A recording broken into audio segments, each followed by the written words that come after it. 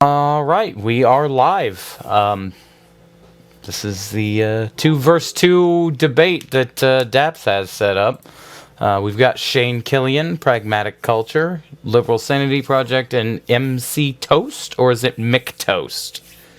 Toast is fine. Fair enough. Why don't you guys go ahead, go through your introductions and your, talk about your channel stuff, and then we can get started with the main topic at hand. All right, just to break the awkward silence, I guess I'll go first. Hi, my name's Pragmatic Culture. I have a small YouTube channel where I kind of talk about philosophy, politics, history, so forth and so on. Nothing boring. It's basically just my rants where I scream into the void and hope the void screams back. It hasn't yet, but I think I'm getting close. You can follow me there. You can follow me on Twitter, where I put out much lower quality shit posts that are far easier for me to manufacture. So, yeah, thanks for having me on here, though, both to DAPS and thanks to you, Ichabod, for moderating again. No problem. LSP, Toast, you want to go next? I'll go. So hi everyone. I'm the Liberal Sanity Project. I do YouTube politics. I'm a filthy liberal leftist statey who believes in safe spaces, and I want to raise all of your taxes so that poor people don't have to work for a living. So thanks, Shane, and everyone having me on and moderating, and yeah, I appreciate the opportunity to do this. You know what? After hearing that, I'm going to have to change my position to agree with him. Anyway, I'm Toast. I'm not a YouTuber, but I've studied philosophy and computer science for a few years now. Right now, I'm doing research on meta-heuristics, and yeah, this will be fun. We hope so. And then Shane. Oh, I'm pretty sure. Hello, everyone. Thanks, Icky and Daps, for having me on. For those of you who do not know me, I am a YouTuber. I've been on YouTube for over 10 years now, and it started as a skeptics channel, and it actually still kind of is. The difference is, unlike most skeptics, I targeted my skepticism towards the government because I found as much non-intellectual stuff there and nonsense there as there was in other subjects, and kind of made me a pariah in the skeptic community, but I kind of found the ANCAP community too, so it's all good. Well, thank you for not jumping on the SJW bandwagon.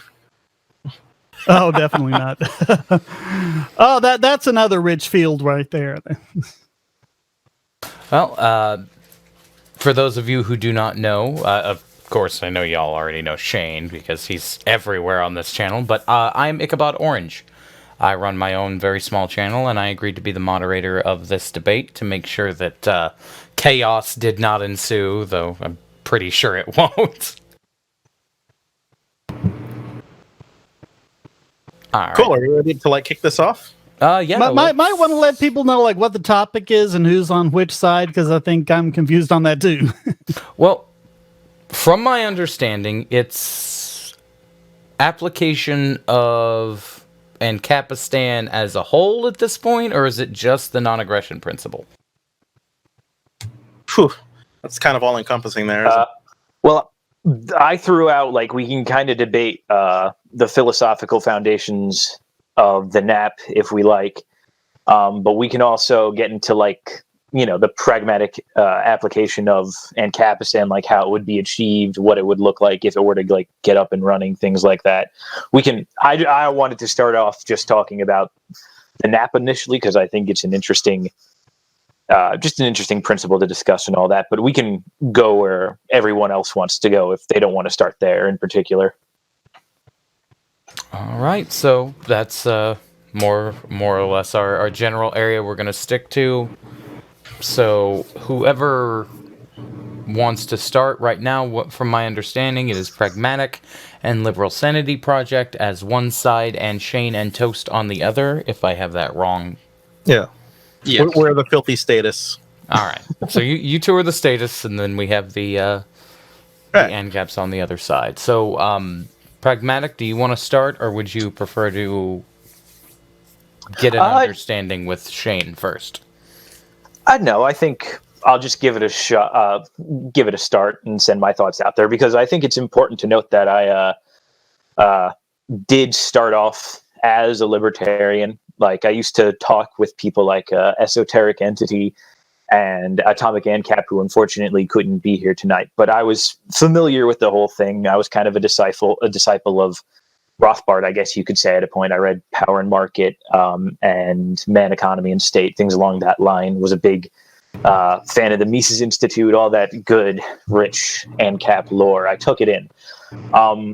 But as I kind of changed my political outlooks, I never sort of looked at libertarianism like I thought it was wrong necessarily philosophically. I just thought it wasn't a good, tool for achieving the goals that libertarianism wanted to achieve. So I kind of moved more authoritarian. But now looking back on it, I've kind of noticed something odd about the NAP, for lack of a better term, mainly that I think there's a little too much emphasis put on, and I'm sure this will get a reaction, the individual and the rights entailed to an individual because of self-ownership. Not to say that the individual has no rights, that there is no such thing as the individual, anything like that. But I'm interested in the proposition that, or the logic that you get from self-ownership, which is a claim I could kind of debate too. But I want to start here first. I want to start with how you get from, you own yourself to the non-aggression principle. Because to me, looking back on it, I could kind of run through it in my mind, but it just sort of seems like there's a lot of ethical assumptions built into the idea that just because we own ourselves, therefore the NAP is the way to go. And so I just want to understand what like the steps are, and we can kind of debate that as the ANCAP side is explaining. You want to add anything, LSP? Yeah, I mean, I basically agree. The NAP, or the idea of self-ownership and how that applies to the NAP, seems intuitive on a surface level, right? Like, I own myself, so I should govern myself. But I think that can manifest in some particularly dangerous, it could probably manifest in some dangerous or destructive ways if you truly leave people to their own vices. And I'm sure we'll get into that, which is primarily my interest is talking about like the practical applications of the NAP in the real world. Like, this isn't just a philosophical exercise. What does it look like to apply the non-aggression principle to somebody, and what are the nuances of it? So I'll kick it over to you guys for that. All right, Shane, Toast, one of you want to kind of... Yeah, I can get started on that if you want. All right, thank you. And just so everyone knows, I'm not seeing the little green dots, so please let me know if I'm not coming through, because I can't really tell if my audio is working. You're coming through perfect. All right. And I'm not going to bore everyone going through it step by step, because I have a video that details this for anyone who's interested. It's called Libertarianism and Property Rights from First Principles. But the idea is you just start with the basic logical principles of consistency and non-contradiction, and everything else, the NAP, self-ownership, everything else just flows from that. And in this video, I kind of go over some different examples of how, what if you don't own yourself, if you don't have self-ownership, what does that mean? And every single way you look at it, you end up with all of these inconsistencies. And the only way consistent is that we each own ourselves, we each have autonomy over ourselves, and that none of us is justified in infringing on that autonomy. And that's basically what the non-aggression principle is. Is it okay if we interrupt to ask questions, or is that... Just don't make a lot of interruptions, as long as it doesn't get excessive. If it gets too much, I'll say something. Okay, never mind then. Sorry. I think what I want to address is the same question, and this might just be a rephrase of how Shane put it, but in order for us to respect the rights that we defined here, we need to make sure that it doesn't become arbitrary. So that's the reason why we say that a man can't own another man, for example, why slavery is wrong, because it would make ownership in and of itself arbitrary. So I don't know if that's what he meant by the non-contradiction, but in a similar aspect. Well, and it also sounds like we're going to get into some examples in my approach when someone gives me some kind of example where things aren't exactly clear. I just think back through it through first principles and see what's going on that way. Okay. So just because I'll try to kick this thing off, start with the self-consistency principle. This is sort of, in my mind, it seems to be something that's being fetishized for no apparent reason, because I don't think it necessarily, to live a life that's not full of contradictions doesn't necessarily mean to live what I would call a moral life, or I think even in your case a moral life, because I believe you can come up with a first principle in your mind of self-ownership and arrive at something sort of like a Stirnerite egoist sort of ethic where, I own myself and everything else around me is my property because I am the only one that I know for sure exists, and therefore my existence must be put first. Like, I think it would be consistent to say, I own myself and I don't know about all these other beings around me, whether or not they are beings or not, but I can go out and sort of just take this person as my slave because I put myself first, and I can defend myself from being made a slave because I am me and I know it. So I don't see necessarily and that's internally consistent because he's the only one who knows that he is, so to speak. And he's just asserting his will as the only thing that is over everything else that may or may not be. So, and I think that would be considered consistent, correct? Or what would you guys say to that? No, it wouldn't be correct at all, because he's putting himself in a privileged position where he has no objective reason to do so. He's being completely subjective, and he's going, all the way back to, Descartes, the only thing I'm sure of is that I exist. But you can't go from there to say that I get to conclude that I am the only one who is an individual and has agency, especially when you've got all sorts of other people who are telling you, wait a minute, I'm an individual and I have agency. So, I don't see any consistency in that at all. I see the same kind of privilege that people, used to put towards their kings and people put towards their priests, and today we put on to politicians and policemen and so on. It's a complete violation of the consistency principle. Okay, but you say arbitrary, and the connotation I'm getting from the way you're talking about it, or arbitrary or subjective, kind of interchangeable, is that, there's no reason to make this arbitrary valuation. But I guess I would say, to kind of further push the question back a little bit, why is it wrong for him necessarily to make that principle? Like, let's say I'll accept, like, for your case, the premise that, he's reasonably able to observe that there are other beings around him and they're all conscious agents and they all have self-ownership, for the sake of argument. But then why is that wrong for him to be put into his own privileged position still? Like, if he's someone who can go around and take and kill from others and sort of live the life of might makes right, and that's his philosophy, and he's living that consistently, why is it wrong for him to do that? Why is it wrong for him to arbitrarily do that? Well, just because he doesn't have any real cause to complain when other people start having enough of his crap and start using violence against him. Well, again, I think that's sort of, not that it's sidestepping the question, but, if his philosophy is might makes right, let's say, and he's living that out by pillaging and looting the land himself, and then other people fight back, then he's been outmighted. That's still being that's still living the might makes right principle consistently, wouldn't it be? No, because might makes right if you look at the way it's always been. I don't know how you're applying it, but I'm just looking through history. The idea is, the person who, can amass the biggest army or can run roughshod over everyone else, somehow has a higher moral position when I think I might have to get into something I go into in the video I mentioned.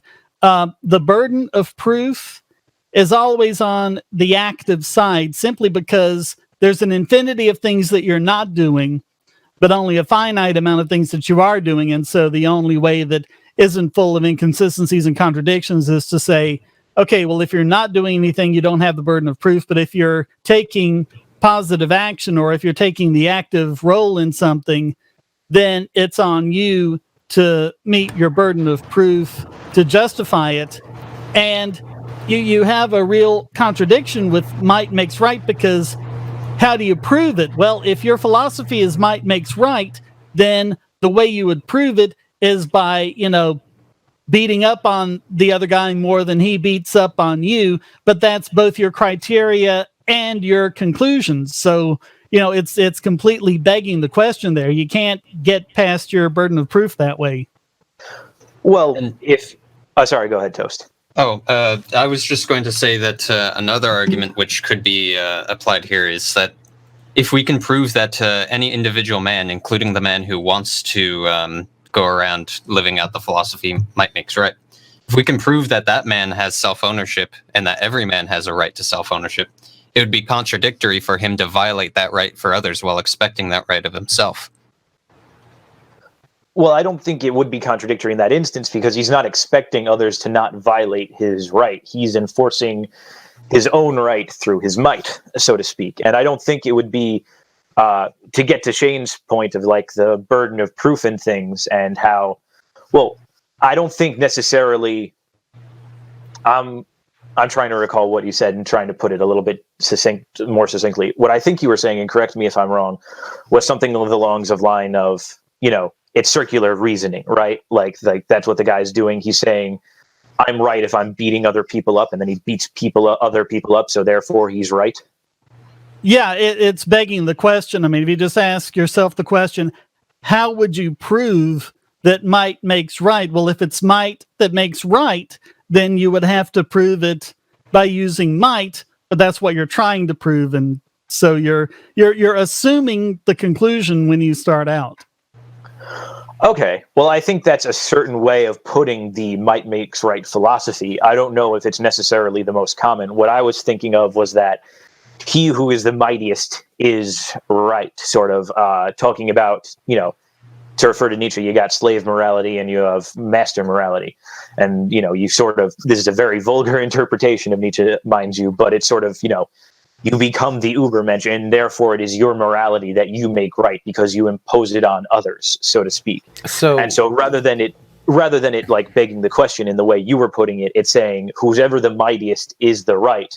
And so, but how would you prove that? How would you prove that?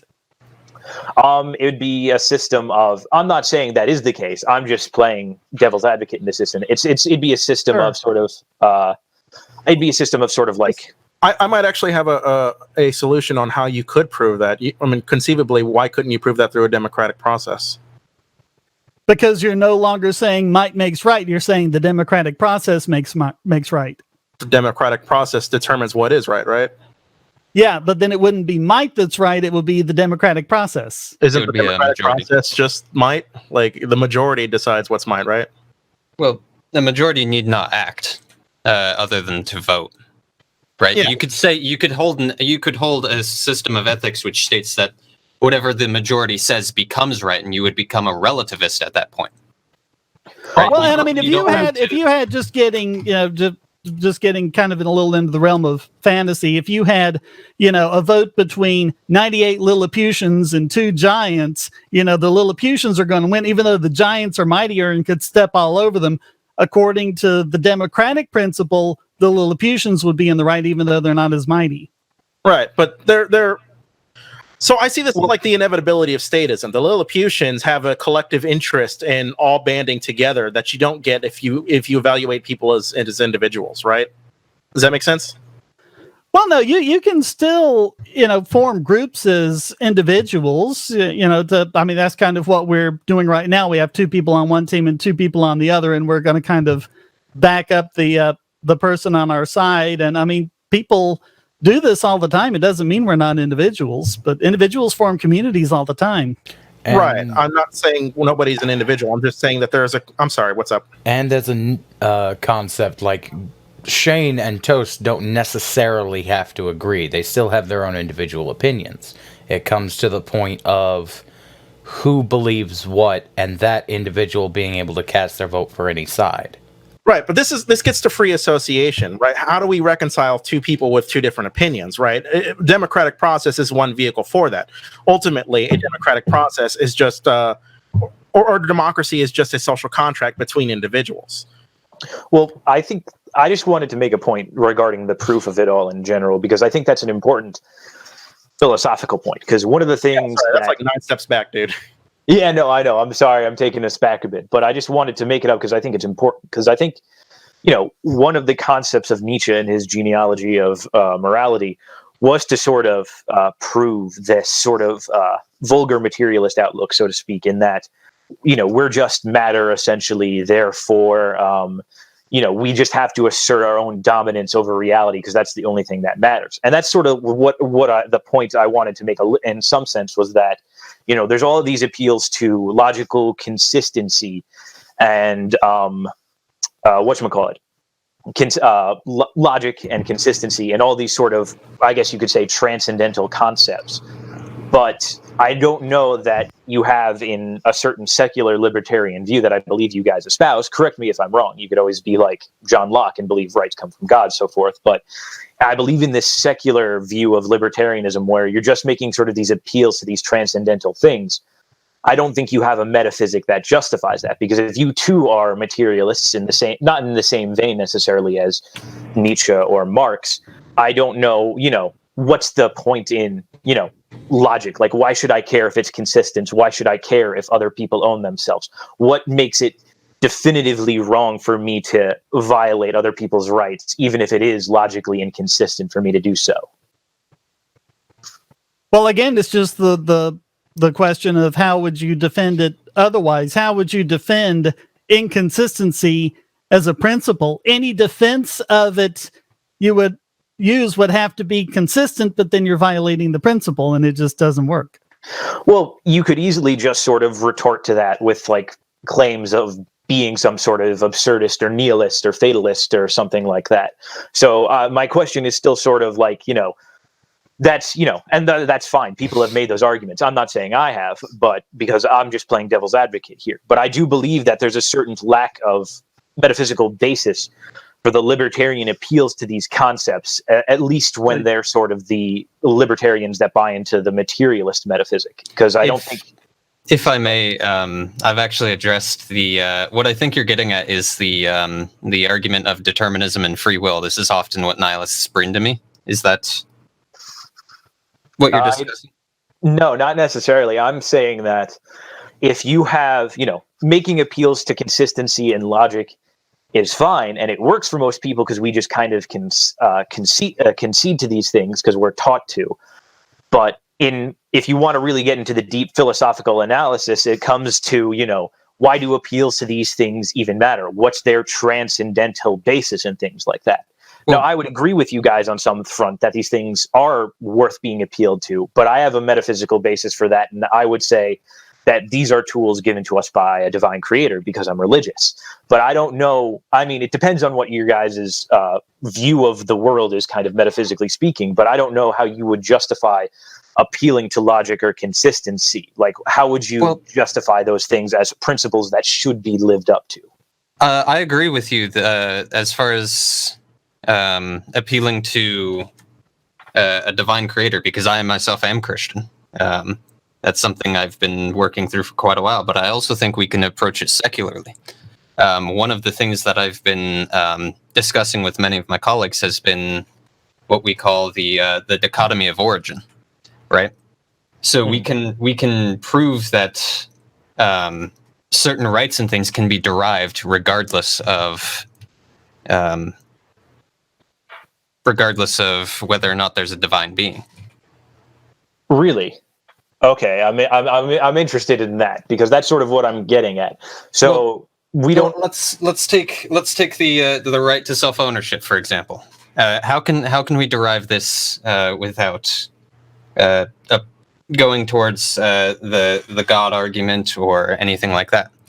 Consider that the definition of ownership is the ability to extend your will over something completely. Okay, are we agreed on that? Sure. Mhm. Okay, Works for me.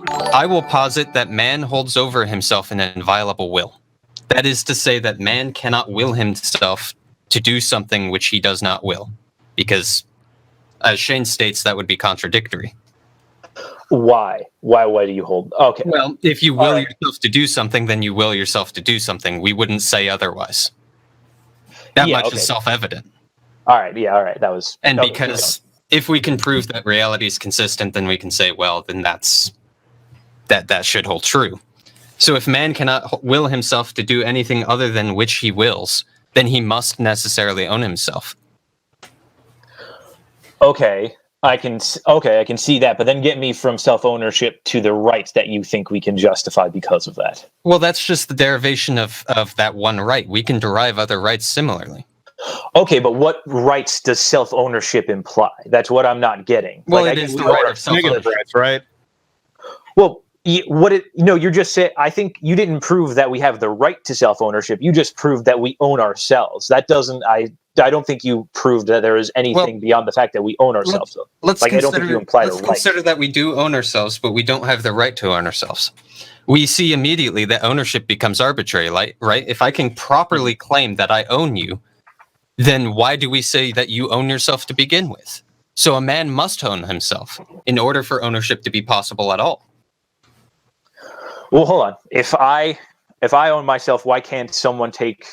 I'm still. You're losing me a little bit here. So, like, you're saying it's arbitrary, but again, why is arbitrary bad? Like, that's another thing you'd kind of have to prove. Like, why is inconsistent bad even? Why would we define a term and then say that it is impossible to use? I don't know, because we're humans and we have lizard brains that try to categorize things in order to make life easier for us. I don't know that you necessarily, just because we use words to describe things, that necessarily implies a right. Okay, it's like, here's what I'm getting, and I'm probably about as layman's in this concept as I can be, because I'm most certainly not an intellectual. I use a raccoon avatar. But here's what I'm getting. Around these parts, you'd get shot.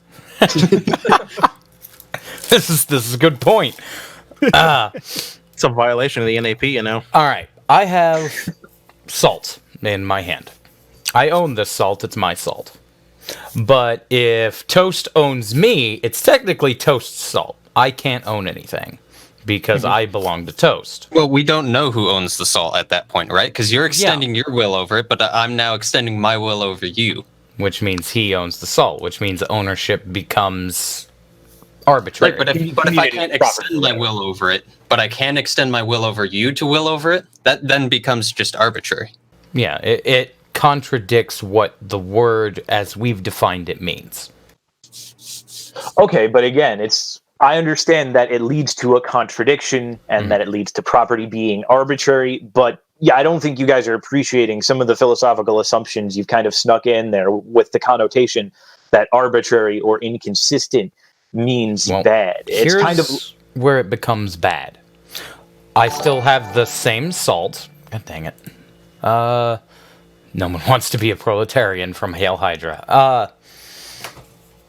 If I use the salt, and he is upset at him using the salt, or at me using the salt because it's his salt, then we have a problem because everybody starts arguing over whose salt it is and if I had the right to use it, which is where problems start.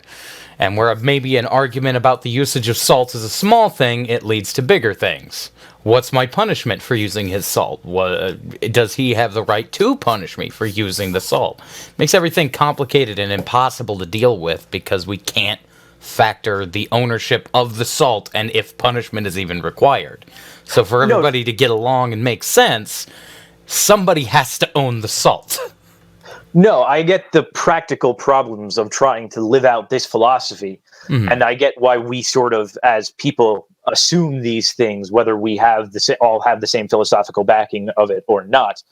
But I'm still here trying to say, like, regardless of the practical problems don't make something philosophically true. Like, say I didn't know about some Thomas Aquinas. Like, the practical problems of, say, living in a society. Let's just say living in a society without God meant total, complete chaos. I know that's not true, but let's just say, for the sake of argument. For the sake of argument. Yeah, so I might be unaware of the proofs of Thomas Aquinas or something like that, so I can't prove God exists or something like that. But I'm still going to practically adopt the resolution that God exists just to make sure society functions properly and all that. That doesn't actually mean that God exists. I would still need the proofs of Thomas Aquinas in order to prove it. And I think, I agree, like we have the practical application of property ownership, but you're still kind of failing to justify it on a deeper level, I think. Well, you asked what the problems would be if ownership was arbitrary. No. I'm not asking what the problems are. I'm asking why is, you guys keep saying consistency bad, arbitrariness bad. I'm asking why is it bad? Because nobody knows who owns the salt. So we don't know what the punishment is.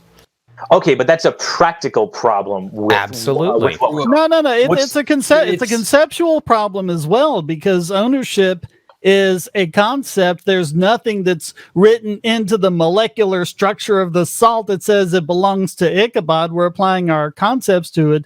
So what he's talking about isn't just a matter of discovery of a part of the universe. It goes to the concept of ownership itself. Right, and when we discuss rights ethics, we are talking about how one ought to act. We're talking about human action. And often, human action does deal with property, because that's not something which is, or more specifically, it deals with ownership, because that's not something, like Shane said, that's inherent within something. So if we're going to talk about ethics, then we need a way to discern whether or not there is property, and if there is, who owns it. No. I get exactly what you're saying, and I agree completely. It is a conceptual problem beyond a pragmatic problem.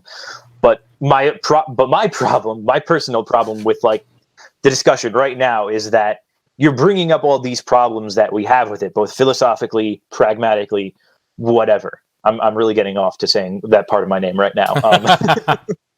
But my problem is that it's still, just because you say it's a problem one way or another doesn't mean that problem is resolved by you saying it's a problem. You need to actually explain, again, why you're deeming arbitrariness or inconsistency as something bad. It's like when Socrates was questioning ūthyphro, what is the good? You can't just say something is good because it's noble. You got to say, why is noble good? Well, what is good is noble, and noble is good. It kind of goes back and forth and stuff. I need to know why arbitrariness in itself or inconsistency in itself is bad.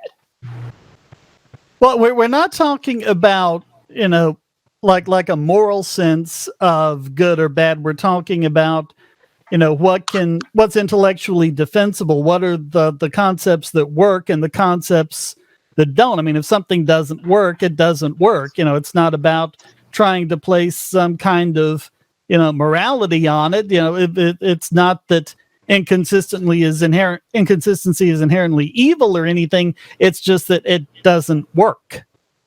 Okay, so as far as like worth goes, if we're going to take this into like the areas of like normative ethics of ownership, if this is the question, what is the practical solution to solving this problem, right? Like what works for resolving the issue of ownership? Self-ownership is the resolution. Okay. It's the only one that's consistent. But what does that necessarily entail?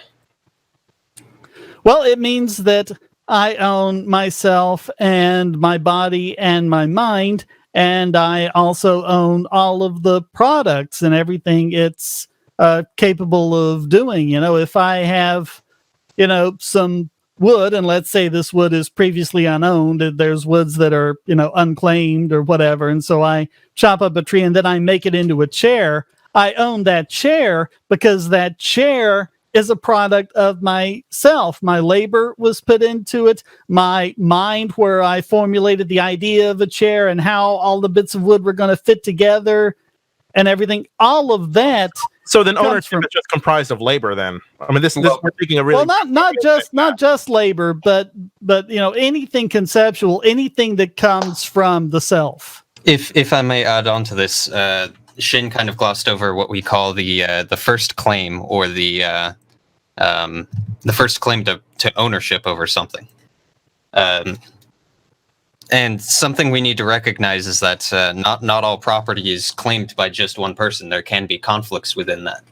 And the question then is, how do we resolve those conflicts? So what's the ANCAP way of resolving that? Well, there are a variety of ways, but what I'm trying to get at is in this scenario, with the first claim, there are no potential objections to that. Okay. There's nobody in his story here that's saying, "Hey, I don't think you own that chair." Okay. Yeah, but I mean, without that, it's a little bit irrelevant, though, because if no one's contesting it and everyone's fine, then we don't have any need for this. The things like the non-aggression principle and things like that only come in when you have some kind of conflict and you say, okay, how are we going to resolve this? How do we determine who owns the salt or who owns the chair or whatever? Who owns the air? Okay, I think. No, how does the NAP apply to air? Right. There's an environmental question here. I believe I'm going to be citing Rothbard for this argument. Essentially, there are some things which we can deem to be objects of human welfare, and they must abide by two definitions. The first is such that it must be universal, or at least universal to the extent where we can't exhaust it reasonably. The second thing is such that it must be necessary for human life. Okay, so this would apply to water, air. Sure, certainly, and natural resources. Sure, and this doesn't prevent people from, say, selling containers of these things, or selling, various other transportation or purification, etc.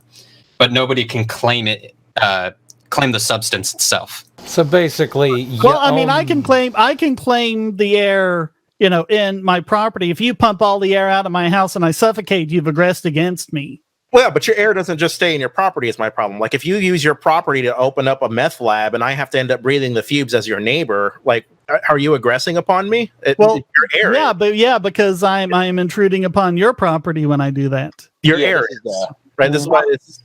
The fumes are less than the air. Well, yeah, no, I think this is one of the things I know Rothbard was actually pretty, he was pretty up on this sort of, he did say that pollution was a form of aggression to some extent. So I'll get credit where credit is due, of course, but I'm going to drag us back again just for a quick second, because I want to clarify something Shane said earlier, which was something along the lines of inconsistency isn't inherently evil or wrong, that it's more so just a matter of we're doing it kind of because it works. And so it sounded like that was some kind of an admission of, just a utilitarian admission, like we're doing this because it works, not necessarily. No. I meant it works in a logical framework, not like real world application, just in a purely logical framework. Okay. All right. That's I wish you would have stuck with the other one, because again, that kind of brings me back to the problem. An appeal to logic is fine and all, but at the same time, why should we listen to logic? Why are we caring about it? Again, so why is logic good or inconsistency bad? Well, because logic is what's made planes fly. It's what let us put a robot on a comet. It's what let us, wipe out smallpox. All of that is just the application of those two core principles, consistency and non-contradiction. If you follow those long enough, you wipe out smallpox. That's a pretty massive leap, I gotta say. Like, I'm not saying it's inherent. Well, no, that was the whole process of discovery and of figuring out what smallpox is and how vaccines work. A milkmaid gets cowpox and then she's immune. Why does that happen? Without those concepts of consistency and non-contradiction, you can't build up the scientific basis for things like germ theory and the immune system and vaccines. And I mean, it is just very much at the core of it. Well, I understand that when you're going through the scientific process, we assume some level of consistency because we assume certain things about reality. Again, nobody practices philosophy daily, but we do live it daily. We all have these sort of assumptions about the world. Like, there was a certain ancient Greek skeptic whose name constantly escapes me, but the dude would literally just keep walking and walking until he'd start walking towards cliffs. But he was such a skeptic, he didn't actually believe the cliff was there. So his students kind of had to nudge him to the side to get him to not walk off cliffs constantly. And we all have sort of the same assumptions as the students. Like, we all sort of have the same understanding of what is real and things like that. But again, that's sort of applying it to a practical level about how we live our lives and how we practice, property ownership and things like that. This isn't just the physical I'm getting at. I'm trying to get at something metaphysical beyond that to justify the ethics of self-ownership. I get that self-ownership has worked to give us good advances, practically speaking, but I really want to try to get at, like, what is the metaphysical underpinning for, like, the appeals to these things? Like, again, why logic is good and why we should listen to it beyond just the practicality of it. Okay. Again, I would agree with the practicality of it. Pragmatic. Here's the using the same example you've gave me, right? Like you've gave. The concept that the students would have to nudge him to the side and all that, right? Mm-hmm. If they hadn't, and he did not believe that cliff was there and stepped off of it, would you have still told that story and fell and died? The practical is where they wrote it down, but other than that, like, come from the basis of the reason I use the salt concept, right?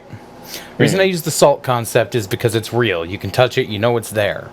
And through that, you can understand why problems can arise from it, leading it to a more conceptual basis. The practical is how we understand what's gonna happen. Everybody's gonna argue about the salt, and the guy would have walked off the cliff and probably died. He might have survived. Well, and that's the thing that I think that, that undermines the whole point, is that the students knew that he was going to walk off the cliff. They knew that he was wrong, and so they turned him around because they didn't want him to die. Mm-hmm. You're just looking at the guy in isolation. What about his students? It wasn't going to be like Wile E. Coyote. He takes 4 or 5 steps in, thin air and then realizes there's nothing holding him up and then fall. As soon as he gets off that edge of that cliff, he's falling, and we all know it. No, I get that. And that's sort of exactly my point. We all have this actual understanding of how the world works, and physically speaking. But this isn't just a conversation about, like, if you're telling me that you're just accepting, like, the NAP and property ownership for the pragmatic sake of it, I can take that. But you seem to be implying that there's an ethical reason behind it as well. And what I want to get at is why, because ethics don't just exist in a vacuum. You need to have something underpinning them. Like, I have a certain ethical principle. that is the underpinning, and that's the basis of deontological ethics. Right. So there's the deontological. I've heard actually a utilitarian ANCAP make some arguments to me that a voluntary society, or in his case an ANCAP society, was better able to maximize happiness because of the market's optimization of utility, which inevitably would be happiness for him. Okay, I understand. You want to know why it's ethically wrong, right? Yeah, I'm like the problem I'm wrapping my head around. Like, when I say something is wrong, what I would make an appeal to is, I would say it is wrong because it is against nature in some fashion. Why is it wrong? Is it's against nature because nature was programmed by God. That's about what I figured. So here's the deal, right? Going back to the salt concept, right? Mm-hmm. Toast punches me in the face. He has used violence on me because of the salt, right? The whole basic original problem was the salt, and it led to violence. It made me salty. Does Toast have the right to punch me in the face because I used the salt that's ownership is muddy? Would you say he was morally wrong to outright punch me in the face? I'm sorry, repeat that one more time, because I got a little bit confused for me. Okay, I used the salt. Toast got angry because he considers it his salt because he owns me. So then Toast punches me in the face because I used the salt, right? Mm-hmm. He has used physical violence on me over salt. Is that morally right? I suppose, like, from my perspective, no. I would say no. So there is a moral issue because it leads to the conflict. Well, no, I wouldn't say because it leads to the conflict. The moral issue is the action of being punched in the face yourself. But what caused that punch? That and owning another man, but... Well, yeah, but we're kind of glossing over the slavery part here. Yeah. But Sorry, go But ahead. the punch itself is caused by the salt dilemma. So in order to prevent that moral wrong, you have to deal with the concept of ownership to make it to where he doesn't own me and thus punches me in the face for using my salt. Yeah, no, again, it's like, I'm fine with accepting, if you want to make the case that you're just accepting property ownership and this libertarian sort of nap ethic on the base that it's good for deferring violence and things like that, and like just on a pragmatic basis, that's fine. I think there's still a question that could be asked, of course, why is violence wrong? But I think I've been asking too much, and we've we reached the middle ground here. Now, I'd like to continue to clarify from this middle ground. Is the prevention of violence, murder, all that stuff, is that morally good? So, if I can, I think we're approaching this from a kind of weird, esoteric kind of way. If we want to define our terms, good and bad, like my idea of good is maximizing human well-being, right? Maximizing human happiness, and I see the state as a necessary vehicle to that end, which is where I'm going to probably differ from everybody in here. So Okay, is it good? Is it good to minimize harm? Yes, because it maximizes well-being. Okay. This depends on your. Yeah. I'm sorry. Is this are you do you consider yourself a utilitarian then? I do. Okay. Sorry for interrupting. Okay. So, Well, hold on, LSP, do you want to go on? No. This whole thing hinges on our idea of well-being, then, doesn't it? yeah, which is this is what I'm about to say. It's like pragmatic. Would you consider that a definition for good? So we all understand our terms here. Okay, my definitions of good is going to be a little bit different, because I think what I would say is good is that which is naturally ordered. Then the reason I put it in such a way is because I think human flourishing would be a part of that, obviously, but I want to put it in the broadest terms possible. I understand. Can you define naturally ordered? Sure. This is sort of reliant on my belief in a God. So if you don't believe on this definition might not work for you, but it's things that are organized in such a fashion that they are ordered towards the highest form of being, that being logos, aka God, in my opinion. So it would be, there's a lot of things and a lot of examples I can get into, but for the sake of argument, I think we can just leave it here, because I think we'll agree on enough stuff, because most people do. Like, again, we're getting incredibly philosophical about it here, but I think for the most part, we'd all agree on what good is, with a few caveats. May I ask? May I simplify real quick, and you can correct me if I'm wrong. You want to do that which pleases God? Yeah, close enough. It's a little bit more than that, but close enough. Yeah. Okay. Okay, so what we've come to as an understanding is human suffering and violence is bad, and the prevention of that is good. We can all agree to that, right? To a degree. To a degree, yes, of course. Well, I can't speak for Shane, but I would agree with this. Okay. Yeah, I'll agree. All right. So now we're on a base level. So in order to prevent the violence that would ensue from muddy ownership, that is why the concept of not applying logic and making something not arbitrary is a good, because in a way it prevents miscommunication, which can lead to anger, which leads to violence. Is that fair to state? Which leads to the dark side. Yeah, I know, Jedi concepts, but Yeah, sure. Fair. No, I agree with that. okay, so that's why ownership itself functions the way it does, at least to the layman. Because, like I said, I'm not an intellectual by any means. I think it's why consistency in and of itself is beneficial, right? Because if we're inconsistent, then people come to harm because of that. Yeah, everybody starts to miscommunicate, As far and as- then Well, and also no one knows what to expect. I mean, we see this now. There are just so many laws that are so vaguely written, and it really just seems to be up to the interpretation of the police officer or the prosecutor or the judge. And you have two people doing identical actions, and then, one gets off because they said, okay, you were fine. Another one gets thrown in jail for 10 years or something. You can't have a system like that and expect to have a functioning civilization. So I don't see this. Well, we have that system like that, and we have a functioning civilization. This is an issue. I would question that.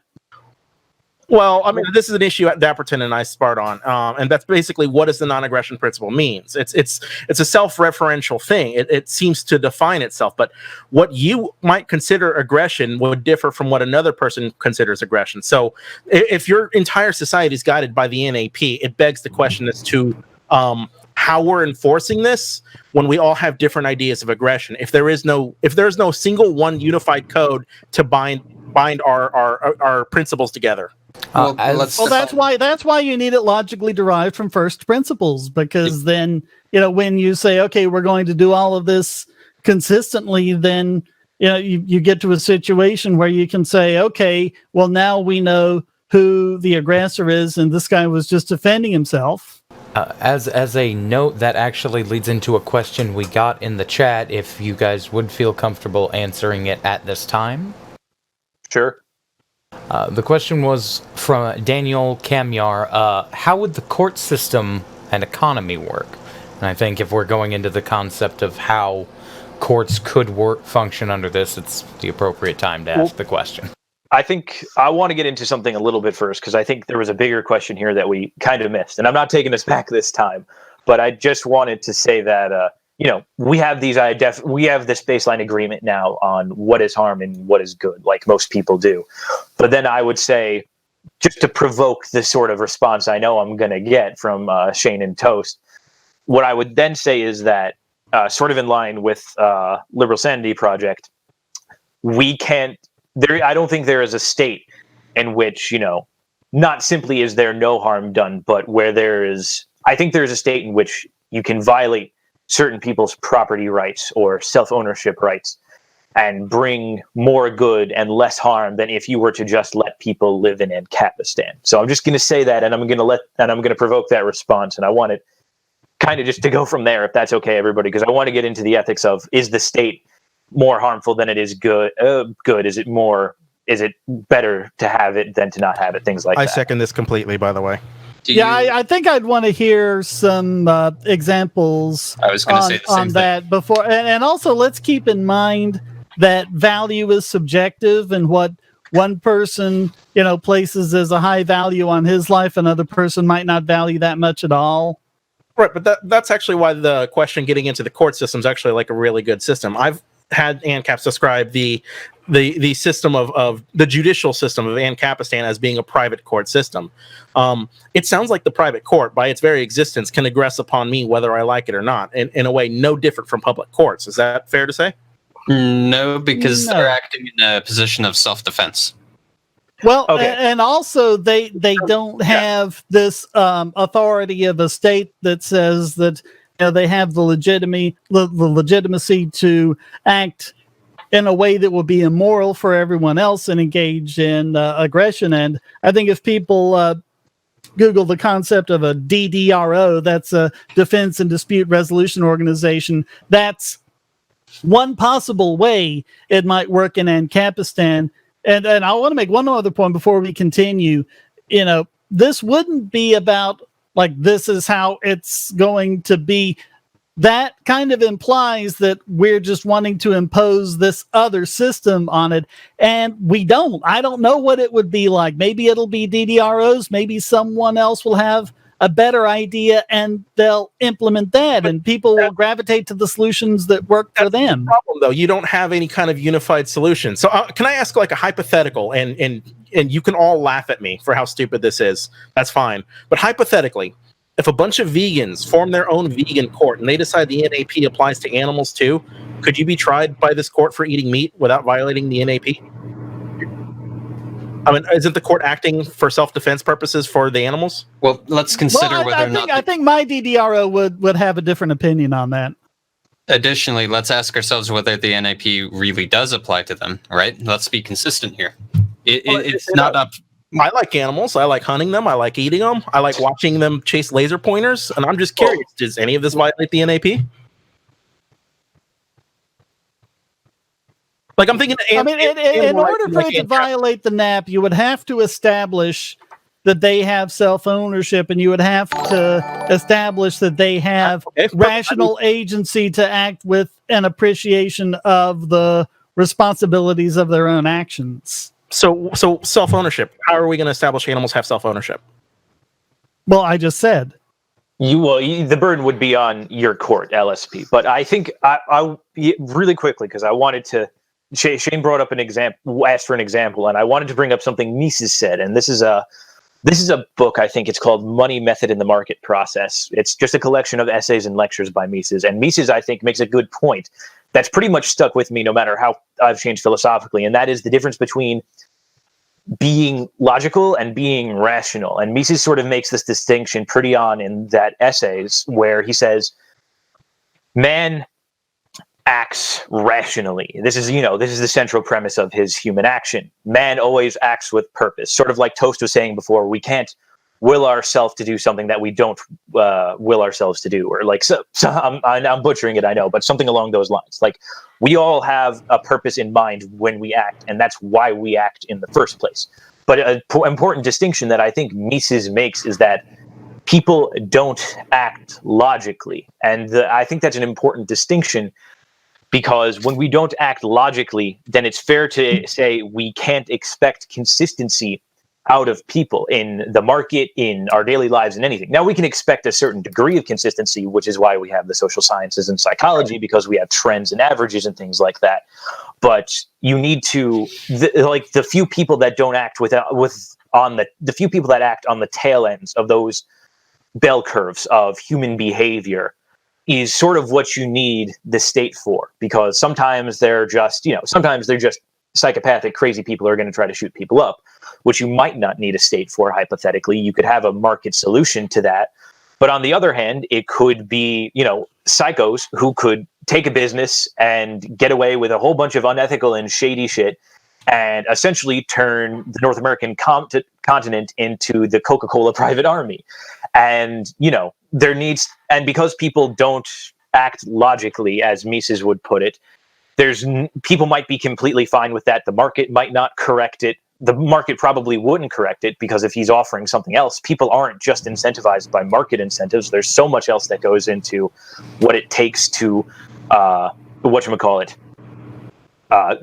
make a human decision. Of course, like, as we all know, it's not just market incentives for us, and in some cases, it's not even market considerations at all. And so this is why I would say the state was, in general, an actor of greater good than it is harm, because at the end of the day, the state is sort of there to make sure that, to enforce the trend, to enforce the median, so to speak, of human behavior, and to make sure somebody at either tail ends of that bell curve doesn't pile drive us into some sort of, Coca-Cola TM nuclear holocaust. Well, may I ask this?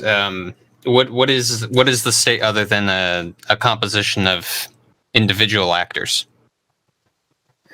It's a unique. Well, what I would say is it's a unique metaphysical body unto itself. I think the state isn't what the state is supposed to be. Does it have its own agency or its own? Is it its own entity? Does it have rights? Well, yeah. I would say yes. To put it simply, I don't want to bounce around place, but I would say yeah. All right. Rights that another comparable group of people would not have? Depends what you mean by that. Are you saying that rights that people in another nation might not enjoy, or No. Me and my friends on the street, we don't like the way your state's doing things, and we're going to get together and do something a different way. Mm-hmm. Well, you're free to do that right now. Well, it depends. No, I'm not, because they'll send their thugs with guns and badges to come and shoot us. Well, again, it depends on what you're talking about in terms of what you're planning on doing exactly. So, what is inherent? What is inherent about a group of people, or the state entity as you've defined it? What is inherent about them that gives them rights that an individual man does not have? The state, well, it used to be this way. I would say I'm no fan of democracy. Hans Hermann Hoppe and others have sort of led me away from there. But what I would tell you is that what the state has, or what it should have, and what I think it's sort of lost in the past 200 years, is a connection to the spirit of the people, as such that their will is something beyond that, which is obviously just represented through casting votes, of course. But it has access to that in a somewhat unique way. Now, it doesn't have unique access to it necessarily, but I would say it had the best access out of any other potential method to that. And so it's okay to have the will of the people enforced through the government, through the nation state, in that sense. And that's but there you're just pushing the problem back a step, because instead of saying, oh, this thing that's endowed by the government, it's this, will of the people, whatever, but you still haven't established it, and you still haven't, because again, value is subjective. People disagree all over the place. If my neighbors and I want to get together and grow some plants and government doesn't like it, where do they get the moral and ethical fortitude to send their thugs in to shoot us up? Well, again, another consequence of the post-Enlightenment order, so to speak, is sort of this attempted homogenization of all peoples. It used to be pretty neatly that people would kind of stay in their own camps or their own tribes.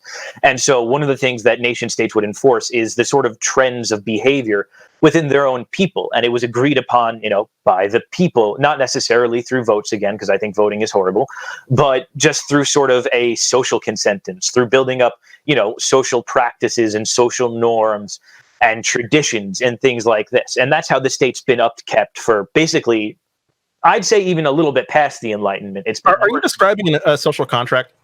I don't like social contract because I think it's a dumb justification, but essentially it's a kind of social contract. What you're saying.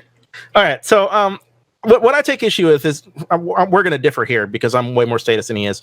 And I don't romanticize the idea of a state as being something metaphysical. What I take issue with is this idea of free association. And on the one hand, I want to think you already have it. If you want to make ancapistan, simply leave. Nobody's stopping you. Renounce your citizenship, move somewhere else, have at it.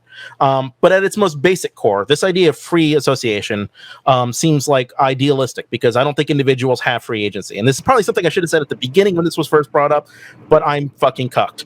So basically, you're either hungry or you're the capitalist. Is this a fair summation to you of market politics?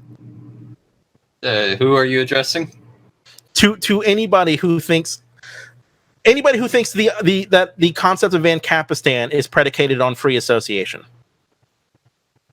Well, it's not on the basis of free association. Well, I guess this is more to Shane because earlier he said he couldn't leave the state without the state sending armed thugs to stop him from leaving, which I'm not sure if that's true. Well, yeah, because there's an expat tax that's over $2,000, and I have to get their permission in the form of a passport.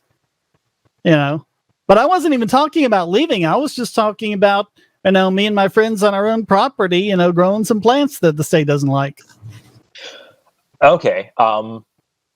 Again, I think this is something that I don't think you can address LSP just because you sort of also have this sort of materialist interpretation of it, for lack of a better terms. But what I would say is, again, I'm assuming the plant you're talking about is weed just because of the context. But sure, yeah. Or poppies or opium poppies, whatever, yeah. Yeah, something like that. And again, this would sort of... Wait, free association doesn't apply to states? You couldn't just move to Colorado? Well, he's talking about states in terms of... I'm talking about what gives states an exemption on moral codes that should restrict the rest of us. A social contract, a collective agreement by the people to elect representatives on their behalf who decide these rules. Well, where's this collective agreement? Because yesterday I saw 51 to 49%. That's not a collective agreement. That's almost a tie. Well, no, firstly, it's all a collective agreement when they vote. It's an implied agreement if you're taking part in it. Well, I don't vote. I disagree. Okay, but you're reaping the benefits of other people's votes anyway. So you're already you already have an implied participation in the contract. Yeah, see, this is the problem I really have with the social contract. Is it's just Morton's fork on steroids. I mean, let's apply this to something else. Let's say you have a rapist who's brought into court, and the rapist says, well, Your Honor, we all know that if she said yes, then she would have consented and I would be innocent. But she said no, but that means she was still participating in the process, so it still wasn't rape. And if she didn't say anything, she still had the opportunity, and that still makes it. Basically, you're saying anything other than a self-imposed exile where you quit your job, pack up your stuff, leave your family, give half your stuff to the government and hope they let you leave. Anything short of that means you've agreed to be raped. Well, that's basically what you're saying if we're to apply what you're saying logically and universally. I'm sure I would say taxes are equivalent to rape. This seems like a... I'm just talking about your general idea, what you just said about the social contract, about, if you vote for it, you agree with it. If you vote against it, you still agreed with it. If you didn't vote at all, then you're still agreeing with it somehow. Right. Well, you have an implied cooperation with it, right? Here's the problem, though, LSP. Dude, it's the concept of implied consent. Nobody actually agreed to it, but since they're not outright screaming no, it's implied that they consented, which is where the rape thing comes into play. Well, even if they said no, even if they voted against it, apparently, they still consented to it by voting no, which makes no sense. Okay, if I may, I kind of agree with Shane here in this sense, which is why I don't like the social contract theory in particular. But I will bring up something interesting that Shane brought up, because I think it speaks to sort of a unconscious mindset that he's aware of, but not entirely. Because you talked about, as you were being forced to leave the state in order to, not consent and all that, you talked about some of the actual physical costs of having to give up some of your property in the form of money and an expat tax and all that stuff. But you also talked about a cost in the form of leaving your friends and family behind, leaving your job behind, and leaving all these other sort of social benefits of living in the area you did behind. And so would you say that even though those costs aren't explicitly monetary, there are still costs being imposed upon you in that way? Oh, absolutely. I mean, the costs and benefits and profits and losses and things like that, we tend to express these in dollar amounts because it's convenient, but really dollars are not really things in and of themselves. They're concepts, and it's really about how much are you gaining versus how much you were losing, in other ways. And so, having to say goodbye to your friends absolutely is a cost. Well, I think with a state, you're gaining well more than you're losing. Well, you're gaining security. We're gaining a $21 trillion debt. We're gaining the highest portion of population in jail in the free world, most of them for completely consensual so-called crimes that don't really hurt anyone. Yeah, we're gaining a lot. We're also gaining, my children are going to be born into a place where they already owe people money. And we're also gaining a solid infrastructure and the most educated workforce in a generation. We are getting benefits. Okay, well, just to address the points that Shane brought up briefly, not the weed thing and the nonviolent criminal thing, more importantly, but I think it was brought up about crap. I lost my train of thought. What was it? I just had it. I'm so bummed now. Implied consent? No, it was something Shane just said. Shane, what did you just say? I'm sorry. I said a lot of stuff. I was talking about the $21 trillion debt and the everyone's in jail. The highest portion of the population in jail. And, so I have a hot take on the debt and kind of the economy in general. Hot take being, the debt doesn't matter. We're never going to pay it back, but we were never going to in the first place. So you don't have to worry about your kids paying off because it's just there kind of perpetually. Because we have the military might to rack up however much debt we want as the global hegemonic force at the moment. So I would tell you not to worry about the debt. Well, we're already paying it. It's something like close to 31% of everything the federal government gets in revenues immediately goes out in payments to service the debt. So we are paying for it. We are being taxed right now to pay for it. It's the problem with politicians. Well, we're being taxed ostensibly to pay it. We're not actually paying it. Realistically, like most of that stuff is going back into the programs that we're getting, like infrastructure, Medicare, Medicaid, something along those lines. No, it gets paid back. That debt is there in the form of bonds that people have, and they get paid the interest on those bonds, and they get paid the principal when those bonds mature. And you and I are paying that in the form of our taxes to pay these people the interest and the principal on their bonds. It's not a question of providing benefits, whether or not we are allowed to impose costs on people without their consent. Well, again, it's like some way or another. Like in Capistan, there's some costs imposed on people, isn't there? Not without their consent, unless it's merely a cost which is not owed. Without your consent here too. You could just give up all your stuff. Well, let's get into like sort of the that is imposing a cost. Giving up all your stuff is a cost.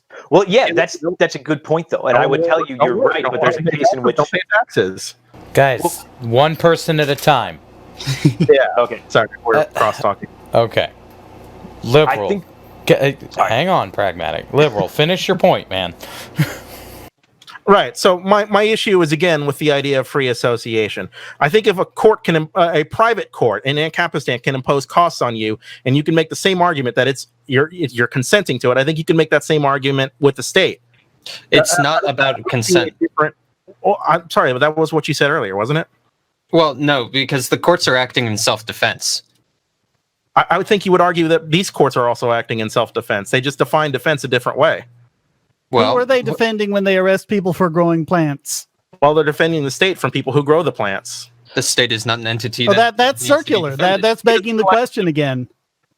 Well, no, it would have to sort of rely on my case that Liberal Sanity Project said he doesn't endorse, though, that the nation state is a metaphysical entity. But regardless of that, what I would say, going back to sort of just the cost analysis benefit of the thing itself, I would tell you is that so the cost of, growing a plant is sort of, that's the thing about people who grow illegal drugs. Like, they're not doing necessarily, as you've pointed out, anything that's against the NAP, but at the same time, they're putting you through, or at least some of them will be putting you through the cost of, they're going to sell your child, maybe who's 16-year-old, some weed, and they're going to get hooked on the stuff. I'm not saying this happens all the time, but in the rare case it does. That guy is imposing the cost upon you as a parent of that child, that now you have to deal with this. Deal is a bit harsh, but now you have to help try to rehabilitate your drug-addicted child in some sense. And, even though they've both done something consensual and not against the NAP, you still impose the cost upon the parent there. Well, no, because they took on that cost. I mean, what about the person who sells them fatty foods and then they get obese and get heart disease? What about, that's pretty much everything has some kind of side effect or some kind of potential harm to it. You couldn't make a move in society if that were the criteria. Well, we've decided certain things are outlawed in society because they have such a greater harm that side. I didn't decide crap. Don't bring me into this. We, as in the royal we. I think you know what I'm saying, Shane. So this gets me back to the private court system, right? Well, man, you're really choosing to die on this hill, and I don't get it, but go for it. Well, you don't even know what I'm going to say, so why don't you hang on? All right, go off, King, go off. I'm curious, like, what are the nuances of this? Is it a violation of the NAP to sell heroin to a 8-year-old? Well, let's address this. In your hypothetical, is the child capable of consent? Yes, he knows what heroin is. He knows it's bad for him. So you're saying the 8-year-old in this case is capable of consent? Yeah, his dad lets him buy heroin all the time. Okay, wait. Well, no, someone wait a second. Where are the goddamn parents? Oh, the parents said that was okay. Well, then, parents said it was okay. Let him shoot up. We're okay with this? That is one less person, and that is Darwinism in action as far as I'm concerned. Well, but I'm the moderator. I'm not part of this. Like, this is insanity to me. He brings up a good point. You know that used to be possible, right? That 8-year-olds could go into a drugstore and buy cocaine and heroin. It was a bad idea when people started getting hooked on that shit. No, it was a bad idea because there were certain groups that they wanted to marginalize because of it. And that was a convenient excuse. Okay, Shane, in Ancapistan, could an 8-year-old buy heroin? If it's okay with his parents, I guess so, yeah. Why would the parents have a say in it? Doesn't a person own themselves? Well, some people aren't capable of consent. Well, how old do you have to be before you're capable of consent? That's not for me to decide. That's burden of proofs on the individual. The parents have a trustee relationship with the child until such point as the child is capable of taking on various responsibilities of his own. We don't say that 2-year-olds should have the right to keep and bear arms. Well, I'm sure you don't, but I'm wondering at what age, like if there's nothing codified into law, how do you decide when an 8-year-old can buy, a child or anybody can buy heroin? Well, when they're physically capable. It's a judgment call, but who is in any better position to make that judgment call than the parents who are with the child every day, know the child best, and have the most vested interest of anyone else in the well-being of that child? We live in the real world. Parents don't think like these autonomous caring beings. There are some parents who just don't give a shit, which is why, conceivably, in Ancapistan, if I didn't want to take care of my child, could a court impose that on me?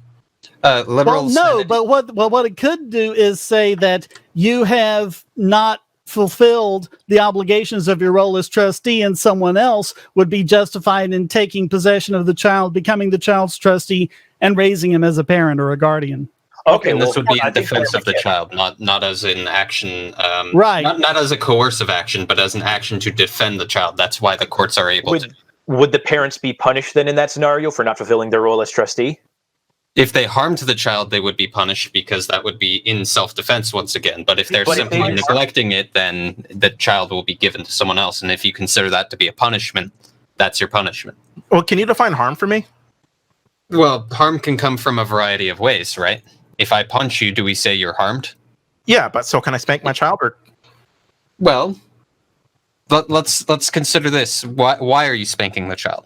Maybe he did something wrong. Maybe he didn't clean like I asked him to. Yeah, I would say that's aggression, but it's different if the child is about to touch a hot stove and harm himself, and you swat him to get him to go away from the hot stove. That's a different thing. You have to let it's aggression when it becomes beyond what is necessary to stop the potential harm. It's defense of others and defense of self. When it comes to stop the potential harm, doesn't this principle also apply to the state and its citizens? Not necessarily. What is the state doing that fundamentally can't be done by individuals? Drive cars because it's necessary to prevent potential harm. Individuals can do that without a state. Well, they can, but I think this gets into my point earlier about. Well, why is the state necessary then? Because it gets into my distinction. It gets into my distinction about Mises's claim that humans, we all act rationally because we all act with purpose, but we don't act logically because we do things that we think might be what we want them to be. Like we might say, I'm going to take this drug and I'm going to be better, or like maybe some people who are, not quite on their rocker say, where are you going to get hyper intelligent aliens from the 6th dimension to run your government? Because so far they've all been run by those same illogical humans. States are nothing but composed of people. Yeah, no. Those individuals will act the same way regardless of whether you call them a state or not. No. I get, in a democracy, what you guys are saying is more true than in other forms of government. But I get what you're saying. But the point of government was supposed to be, it's escaped that with the advent of modern neoliberalism, I would say. But I think the point of government was to elect those who are capable of being above it. You don't need hyper intelligent people. Obviously, all people are going to make mistakes, but you can have people who are more qualified than others doing things to minimize harm. That's not unreasonable. But what reason do we think that those most qualified people would be the ones seeking power as opposed to the most corrupt ones who want that power so they can abuse it? Well, we don't know. It's up to us. NAP court? Well, it's up to us to some extent to kind of apply to the NAP court, right? Well, no, because we would have several different ones working in competition, and they would all have to justify themselves to each other whenever there were conflicts between them. What do you mean? Well, we're talking about a competitive environment here. It's just like if Walmart and Target decide to do things differently, and you like the way Target does it better, you can just choose not to go to Walmart and you'll shop at Target. I mean, it's the same thing. Right, but I don't know that the same concept necessarily applies to the judicial system. I think a judicial system, basically catering to those who pay the most for it, is prone to its own corruptions.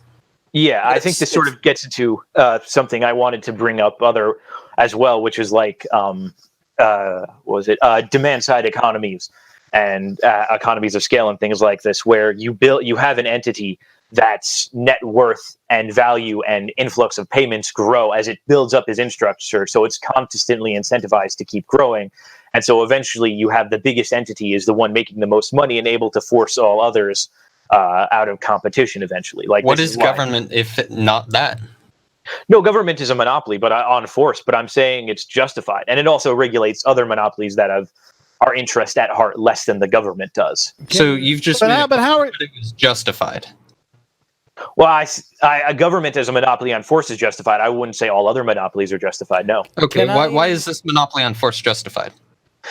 Because again, there are people who deviate from the normal trends of human behavior who need to be corrected for, and the most efficient way I think of doing that is through a state that ostensibly is supposed to represent the spirit of the people who make up that bell curve. Pragmatic. So can I ask you an honest question?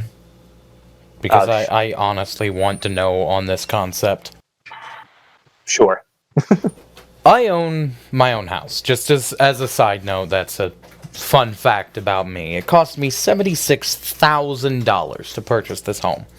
Damn, I want to move to where you're at. It's a nice little house. 5 bedrooms, 2.5 baths. It's a pretty good house. Wow. For $6,000? Well, yeah, that's actually going to lead into what the issue was. Mine's 4 bedrooms and it's 130K. Jesus. Well, it's not worth $76,000. $76,000 is just what I paid for it. But the reason that I got the house for so cheap was because it was taken from somebody who didn't pay their taxes. Mm-hmm. When it comes down to it, every time I think about that, I think I am a huge asshole because they lost their home, the place where they wanted to live, because they couldn't pay taxes. And it eventually built up, and they couldn't survive anymore. They couldn't live in this home. So, rather than being able to do anything else, they had to leave the home that they put money into, sacrificed all their lives to get. Because this is a nice little old couple. We met them when we come in. But they still had things in the house. They still had stuff they had to do, and we ended up buying the house and taking a couple of extra weeks before we moved in to let them get their things out, and they were scrambling. We ended up helping them move. Why is it okay for the state to force 2 people, living, breathing human beings, to leave their home because they can't foot a bill for something they already bought?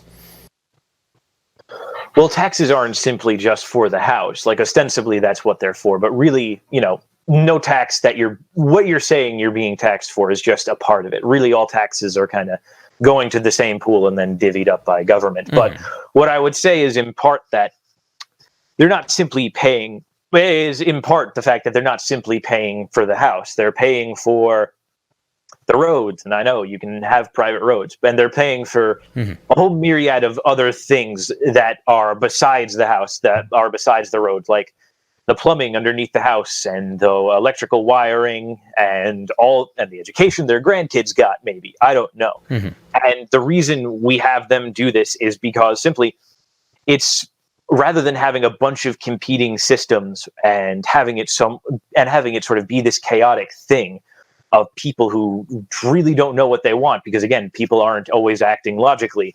It's just a more synchronous system in which, and like shitty things like this happen. I'm not saying it's a good thing that this happened. Yeah.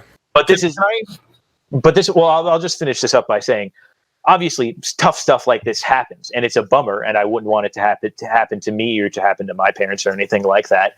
But just this one example doesn't say that every action like it is wrong. It's just, I understand.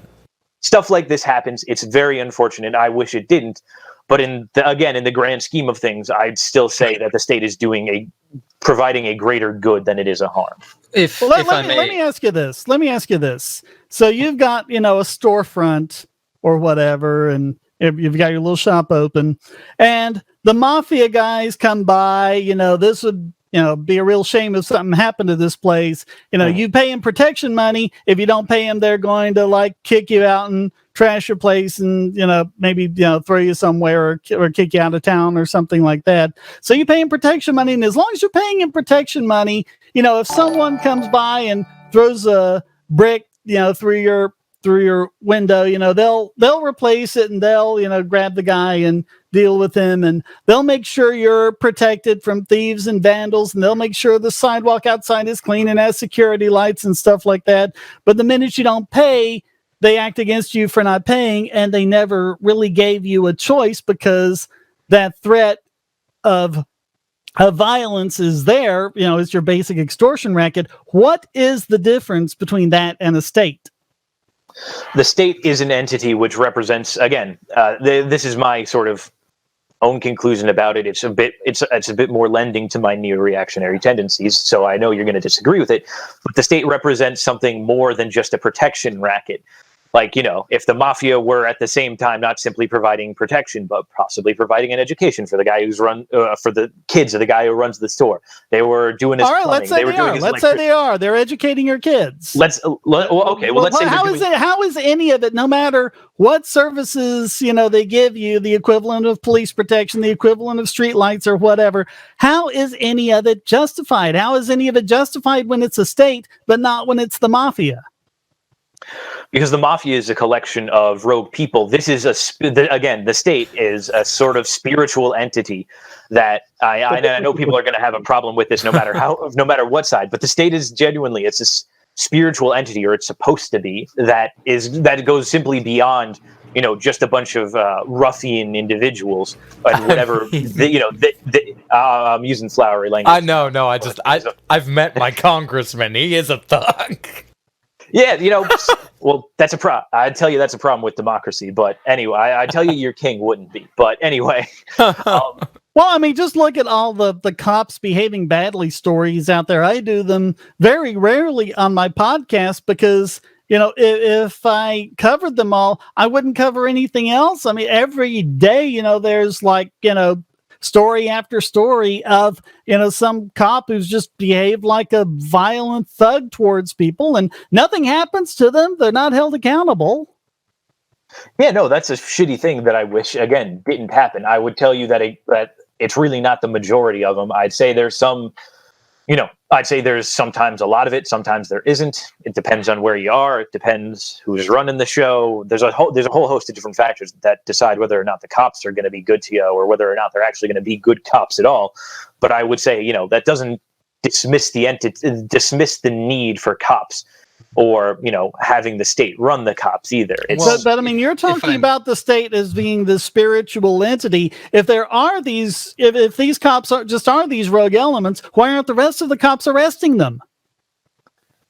Well, again, other people don't act logically, and it's sort of a problem. But hold on, I want to. Yeah, I mean, this defeats your entire point. This defeats your entire point, because if government isn't going to act logically, and your whole reason of having a government is because people won't act logically, and so we need government to correct for that, then you don't have any, you just ruined your entire justification for it. No. Because there are people who act more logically than others. I don't claim that there are people who are going to act perfectly logically. I don't claim there's any system that is going to bring heaven to earth, or even anything relatively close to it. I'm saying government is the best we are going to get. And I would just like to respond to something very, very quickly that I just saw in the comments, because it kind of caught my attention, from Manny Kibbilt or whatever. The state is spiritual. Statists aren't like a religion. How again? First off, my belief in the state as a spiritual entity isn't because I believe it is a spiritual entity unto itself, but is because of my religion. It is not, statism isn't my religion. I have a religion, and statism fits into it. So just to address that, because, a lot of people have religious beliefs that justify the existence of a state. That doesn't make statism their religion. Statism is just a part of their religion. But you're talking about it in spiritual terms and giving them all of these exceptions to moral principles. I don't think I am, though. I think I'm just saying that needs to be. This is something, I was on a stream with Praise of Folly, Todd Lewis, earlier, and I made the same point that Nietzsche kind of makes in the Genealogy of Morality, that people, when they don't have some higher moral standard to reach up to, they inevitably slouch downwards towards the lowest moral common denominator. And what I think the state is supposed to offer is that higher moral center for people to reach up toward. Now, democracy disincentivizes that entirely. And that's why I have a problem with democracy. But ideally, and what the state was in the past, so we have seen this ideal state work before, is that the state is supposed to be this moral center. It's supposed to be embodied in a person who we look up to for moral guidance, like a king or an emperor or something like that. And that's how you get the state as a spiritual entity. It's supposed to give people hope and unity and something to look upwards towards. Just because modern states don't have that doesn't mean that all states should be abolished. As a concept, I feel that it is necessary for me to point this out because of the nature of this particular argument. This is a debate between individuals. Pragmatic doesn't speak for every statist, neither does liberal sanity, and Shane and Toast do not speak for every anarcho-capitalist. They speak to the concepts, they do not speak as all of them. You cannot conflate the concept, because if you do, you defeat yourself. Go ahead and continue. Specifically, I think for Shane and I, as ancaps, our whole position is we don't want people telling other people how to organize their lives, right? Mm-hmm. So when we say we think it's going to work this way, it doesn't mean that is the only way it can work. It means, okay, well, this is how we think it should be done, and the way that we're presenting is ethical. Okay. Well, I'll just ask a quick question then, because I do have it. If, the government decides to run a massive social experiment, but instead of the purge, what they do is they section off pieces of the four corners. Like they give you a little plot of land in that basically encompasses the four corners. So now the four corners are gone. They're not bordering each other anymore. But instead they give you that chunk of land and they give you your ancapistan. They say no VAT tax. You don't got to do nothing. You just got to move to this space and you can have ancapistan. You try out ancapistan. And in a certain period of time, maybe it's good for a while. I'm not putting a time frame on it because I don't want to assume anything. But it just, completely fails. And states that were founded hundreds of years before it are still outlasting it. Would that make you change your opinion at all on ancapistan, or even the pragmatic application of libertarianism, even if you still think the NAP is the most ethical principle? Well, a few things. When we're discussing ethical principles, consideration for pragmatism isn't necessary for determining what is or is not ethical. Okay, but that's the whole conversation earlier about property rights. If we state that something was kind of justified through a pragmatic lens, in that property ownership is just this best way we can do to defer conflict. Well, no, it was based on logic from first principles. And even if you did have the failure of a particular state, that still would not make it right to initiate force against an innocent. Additionally, I want to ask: have you ever read anything from Charles Lane or perhaps even Thoreau? I think he might have written something about this. I've read a little bit of Thoreau, nothing from Lane. Charles Lane is very unknown. He was a voluntarist, I believe, in the 1700s.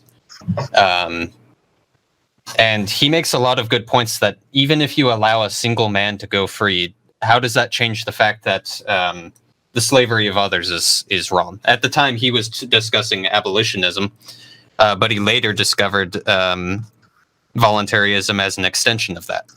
Okay, so is this going to be like ancapist Trotskyism, where you need the whole world to go ancap in order for it to work? Certainly not everyone is going to be anarcho-capitalistic. That's why I myself am a voluntarist. I say that people should be free to interact with one another in a way that they see fit. So you don't have to be a capitalist.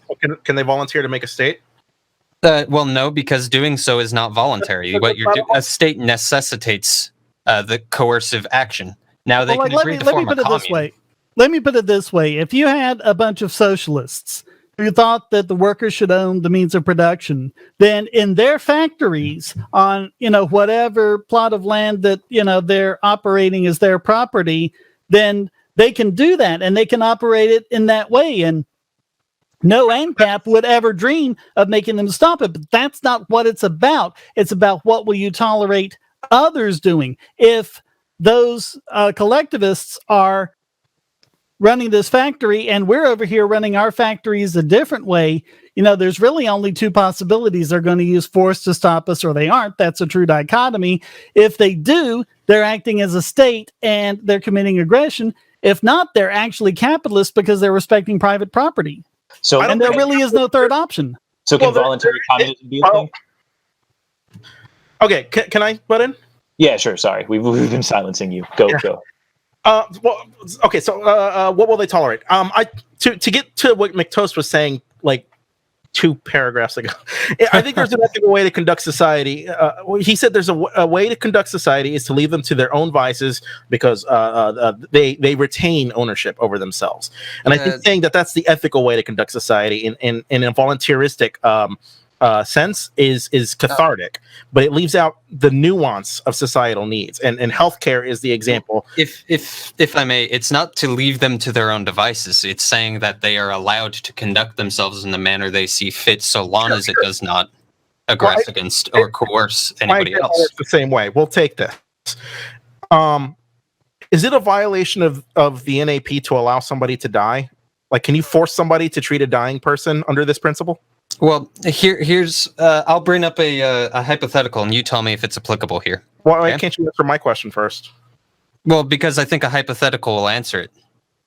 Okay. Right. It's the age-old parable, the way of explaining things. Okay. Okay. Now let's suppose that you are walking through the woods. Okay. In front of you, there is a man drowning in quicksand. You know he's going to die soon. He calls for your help. Now the question is there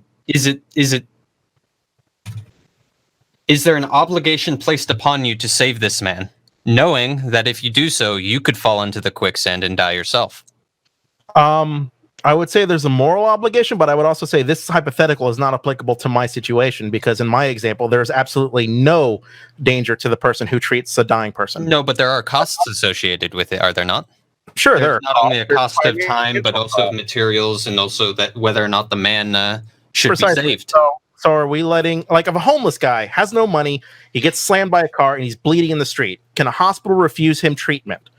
Well, right? anyone that he can't pay, is it a service, or do you just let him die? Anyone may allow him to die, but anyone who does so is also subject to the derision of people such as myself who would help him. So just to be clear, let's go back. Hold on. Let's go back to the consistency principle. Let's go back to the consistency principle.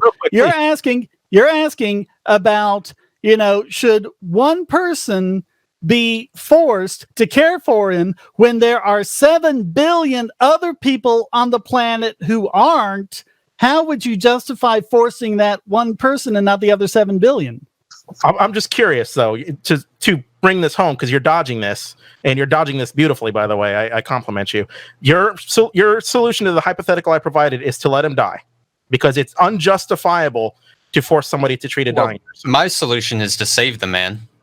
Our solution is to help him voluntarily. I would agree to help him. If somebody does not help somebody voluntarily, there is no repercussions, right? Not even social. Well, there are social repercussions. Sure, you can act socially however you want, so long as it doesn't coerce anyone, right? So if you go around kicking puppies, I can say, okay, I don't want to do trade with a guy who kicks puppies. Well, do you see my problem with this example? I was talking about leaving out the nuance of societal needs earlier, and you basically reinforced my point. You have absolutely no nuance, right? To you, it's always you simply never bother a person. You simply never force them to do anything, and I cannot accept that. I cannot accept that there's ever a situation where you are an agent unto yourself when it comes to people dying. Like, if a person is dying and a doctor is there to treat them, I have absolutely no problem with telling hospitals they have to treat people. They have to say gunpoint. So you're in favor of slavery? Absolutely. In that situation, absolutely. So you're in favor of slavery? In that situation, absolutely. Well, I don't steal from people, so. Well, again, that's like, I think there's a view here I think there's a lack of nuance. First off, I don't think forcing somebody to take care of somebody for a brief period of time is even comparable to slavery. If it's just for like a certain period of time, and even if it's not necessarily. Okay, then indentured servitude. Because it's limited in time. Oh, they're compensated, aren't they? Yeah, it's like after the fact, like So we're indentured servants. Okay, so what's where's what's the wrong with that? compensation coming from additionally? From the people who don't want dying people in the street. So you're imposing the cost upon them.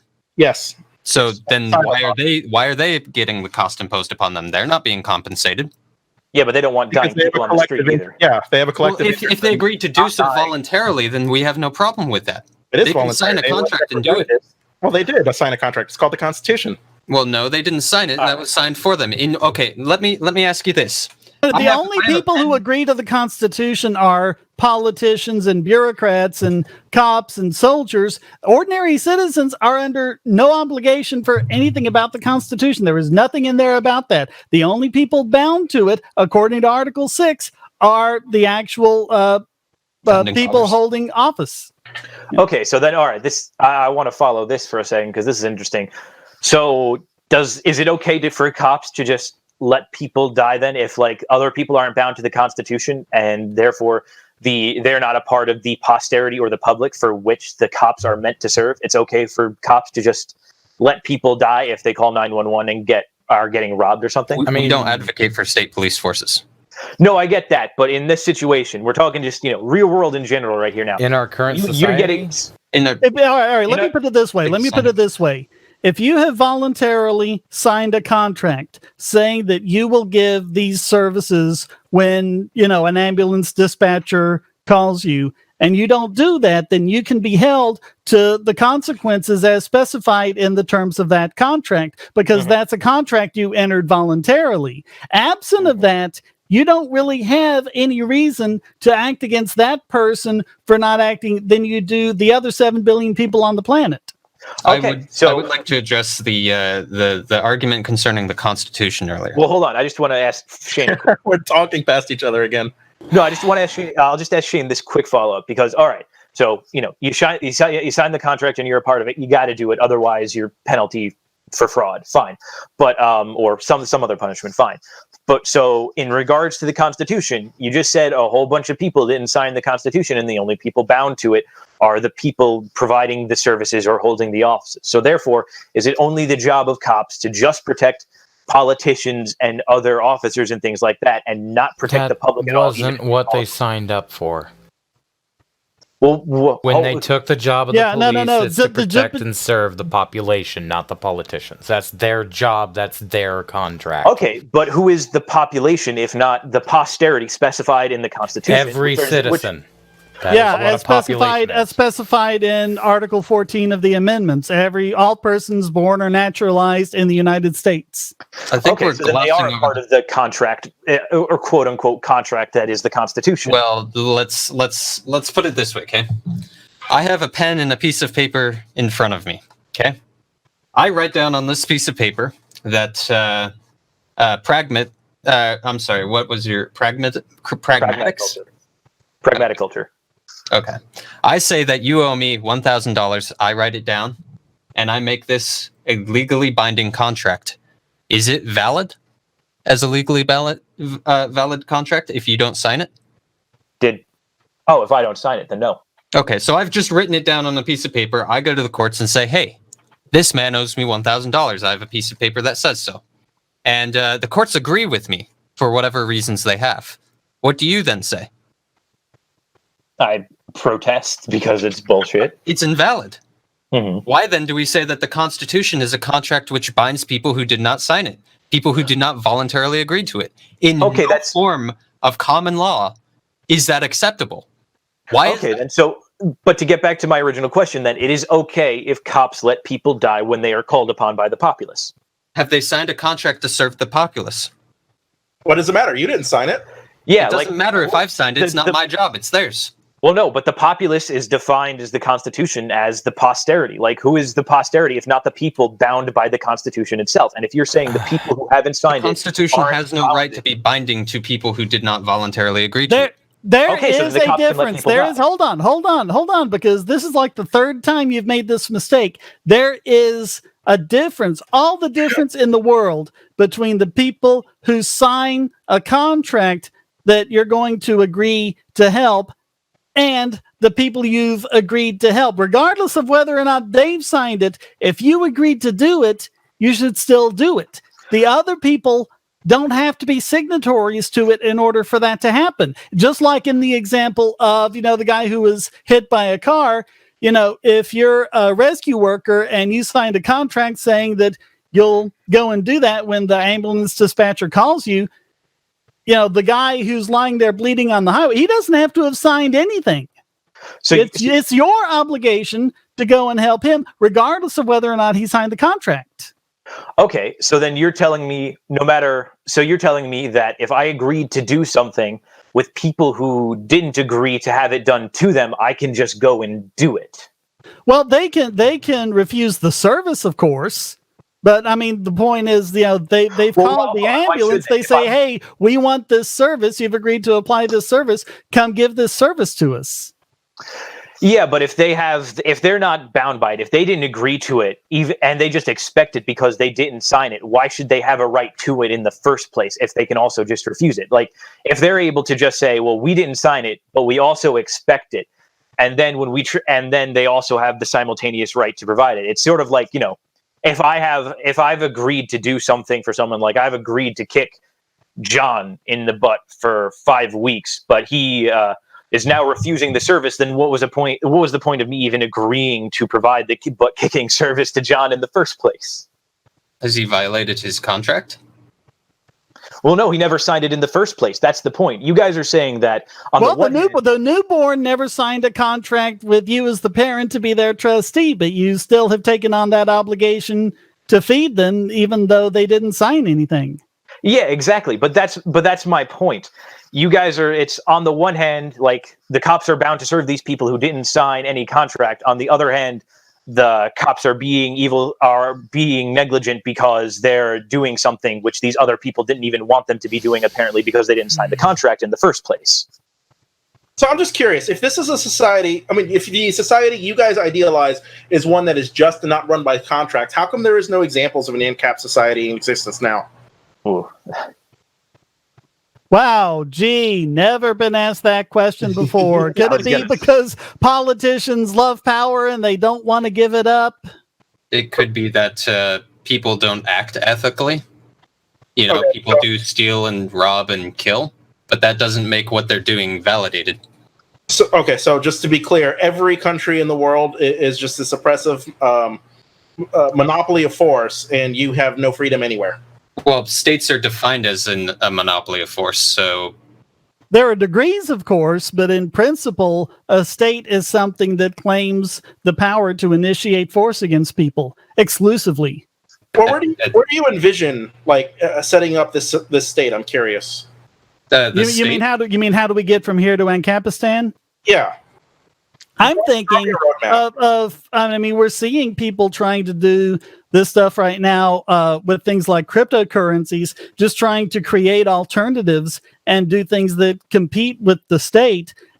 I just want to see the monopoly power go away so that if people want to say, hey, we're going to, and some towns have actually done this, they say, hey, we're going to set up our own police force and we're not going to use your police force and we're not going to pay taxes to it. We're going to use our own money, Bitcoin or whatever. And another method which I try to use is a form of advocacy known as non-participation.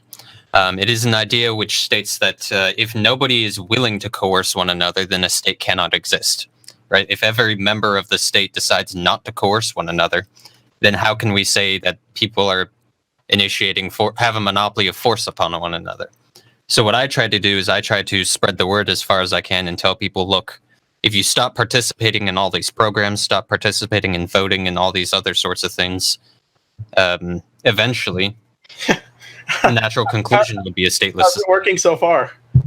Pretty well. I've proselytized plenty of people, a few dozen, and we actually meet up. Well, and look at for one example. Really cool idea, but I just don't see it happening. Like the nature. Well, you nailed it earlier, Shane. People want power. The state is a vehicle. Some people want power, but look at, for example, Venezuela. The government's just driven that country into the ground to the point where, according to the World Bank, they're set this year to reach 1,000% inflation. But there's a cryptocurrency. Hold on. There's a cryptocurrency called ΔASH that has been going to Venezuela and other places in like South America and Sub-Saharan Africa where people are having these real problems. And so they're setting up, they've got like all of these payment processors. They just set something up where as long as you have a phone that can text, you can buy stuff in Venezuela using ΔΑΣH, not using Bolivar, not using the government's money, just being like this own separate economy, being separate from what the government's doing. And if I may, I believe your objection essentially was that what my method was hard or was unobtainable. My question to you is why should freedom be easy? If you have to work for it, is it really freedom? Yes. Are you saying that things? I'm sorry, but yeah. Are you saying that things you have to work harder for aren't worthwhile? The difficulty of obtaining it has to do with the rightness of it?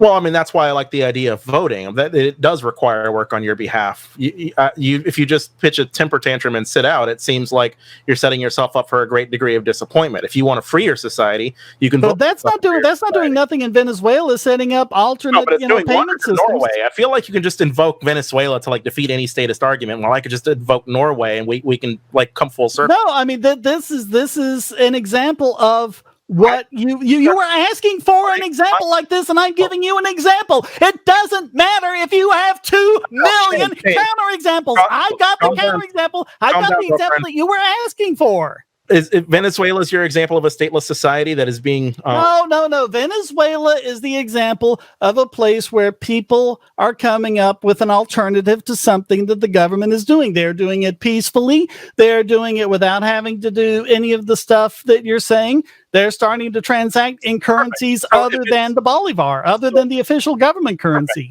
And it's successful, right? So far, yeah, they're making a lot of inroads. You think it'll be around in 10 years? I have no idea, but I mean, it's looking pretty good. I think they've got a better chance than the Bolivar does. I think competition. Which they just devalued for the 4th time. I think competition against the state will certainly exist in 10 years.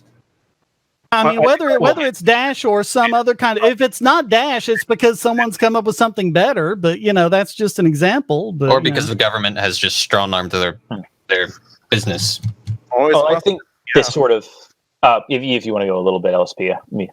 I'm not defending the idea of an authoritarian state. I'm just trying to get the nuances of what this is why I wanted to like laser beam focus on the NAP in particular, because I feel like you can nitpick at all the flaws of states because we can see those flaws because it's on paper. We know what they are right now. There are real world things we can look at, but your ideas have no real world. They're just that they exist as a philosophical concept with everyone having their own different ideas about what that means. And do you recall when we stated that nobody has we don't speak for each other, and when I said ancaps don't necessarily. Well, our whole point is that we're not telling you how to do it. We're just telling you what is right and what is wrong. Okay, well, is abortion wrong? So we've done our job. Is abortion wrong? Well, that's dependent. There are several arguments that exist. I, for one, adhere to the argument that the killing of a human being, which is defined as someone with unique DNA, is fundamentally corrupt unless it's for self-defense. Shane? It's morally wrong, but if you try to use the initiation of force to stop abortions, we've seen this before, Roe versus Wade, you're going to create a lot more problems. Just like if you try to stop people from using heroin or whatever. It just doesn't work. If we apply to fetuses, then no. Well, hold on. I'm gonna push back on that idea. Read about the back alley abortions. Read about the horrors that happened back when abortion was illegal. No, I'm not saying horrors didn't happen, but if you consider one at a time. Oh, that right. Sorry. Talked enough. I just want to get in on this one because I'm not saying there weren't horrors that happened when abortion was illegal. Of course there were. But if you there's Roe v. Wade. You snap that out. You Thanos that out of existence, and you snap the other big case. I forget the name of it off the top of my head, but KCV Planned Parenthood. Yeah, KCV Planned Parenthood. You Thanos both of those out of existence, and the rate of abortion drops something like 95%. And yeah, I'm not saying that back alley abortions aren't horrible, but you've just done a world of good by stopping, in Toast's own words, humans from being murdered. You've just drastically reduced the murder rate by illegalizing those things, and so and caused a lot of other humans to be murdered. And I'm really suspicious about how you know if you've gotten it down. If what people are doing is illegal, they're going to hide it. So how do you know you've saved any of them? Yeah, but we have decent records of a lot of different illegal activities. Just because it's illegal doesn't mean it's totally out of, government's. No, but you have no claim to have comprehensive data about it. We can have pretty comprehensive data about illegal activities. Just because people try to hide it, it doesn't mean they're good at it. True, Shane but it is not necessarily representative of the entire number because people will hide it. Look, we can statistically nitpick a lot of things. I don't. Oh yeah, of course. But I'd say I really don't have too much of a problem with most government numbers on crime, particularly because it's something government interests itself in greatly. So I would say that and something we do know for a fact though is that the rate would drop by 95% just because we saw how much it went up after Roe v. Wade and after Casey versus whatever. We just know how many of them became visible. We don't know how many of them are things that wouldn't have happened otherwise. Millions of back alley abortions going on in the country prior to Roe v. Wade. There were. I mean, it was happening all over the place. It was a huge problem. That's one of the reasons Roe versus Wade happened. That's one of the reasons why there was a big push for it. All right, hold on. Okay, hey, pragmatic. Liberal's been trying to talk for the past 15 fucking minutes. Chill your shit. Go, Liberal, please. Well, we just went off on the wrong conversation is my problem. Like, my problem was that there's no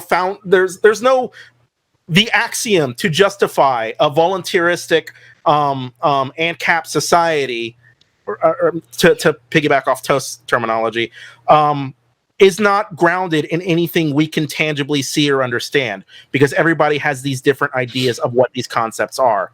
And the way to ameliorate that in the real world is with a state, and that's where you guys have this advantage where you can nitpick at it, right? I'm trying to criticize your argument in the way to do this in the real world is in a competitive environment where people can try different things and figure out what works and what doesn't, instead of just imposing one way on everyone else that you have no idea. I mean, one of you earlier was saying like, well, this is the best system you could have. You don't know that. You have no idea what the world's entrepreneurs will come up with if you set their minds free to work on these problems. I'm not saying. Okay. If I might address, I will reiterate my point that we're not saying that what is the most optimal way to go about things. We're saying that the way it's being done right now is wrong, and here are some ideas about how we could do it right. If you have a better one that was also ethical, then I'm sure people would be more than willing to support it. Okay, and it's basically everybody hang on for a second, because I think I have a very good concept of what Liberal Sanity Project is trying to say. So I'm going to direct this question exclusively to Shane Toast, okay? When does the non-aggression principle begin to apply to a fertilized egg? When does it reach the status of being a human being?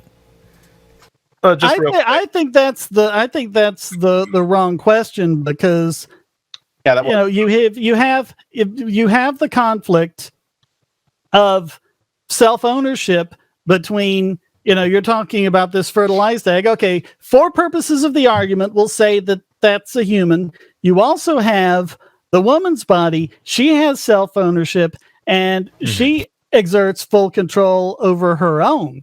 So really, what is, you would not say that you should be forced to donate blood, continually to this dying person to keep him from dying. So, you really couldn't say that. Now, I will say that if it is the point where the fetus is viable and can survive outside the womb, then it's wrong to kill it. You should, birth it and then, care for it and put it up for adoption. Okay. But at the same time, the woman has the right to her own body. And if she decides that she doesn't want another person living in her body, just as if she decides she doesn't want another person living in her house, she can kick the person out. All right. This is where Shane and I tend to disagree, but I will concede quite a few points to Shane on this one. particularly the right of the woman, I will recognize that. There are arguments which exist that state the fetus may have potential rights and things, but I don't find them particularly compelling. Okay. I do think that it is even if we allow for abortions under the NAP, we still can rely on things like social Darwinism, which would prevent such actions. Okay, Toast. Here is the concept that I think LSP's been trying to get across the entire time. You and Shane fundamentally disagree on the concept of when that baby becomes a human life. Well, how do we decide who makes the rule? As far as I'm aware, there are two interpretations. One is such that if you have unique DNA, which is human, then the NAP can apply to you. The other is such that the point is who decides.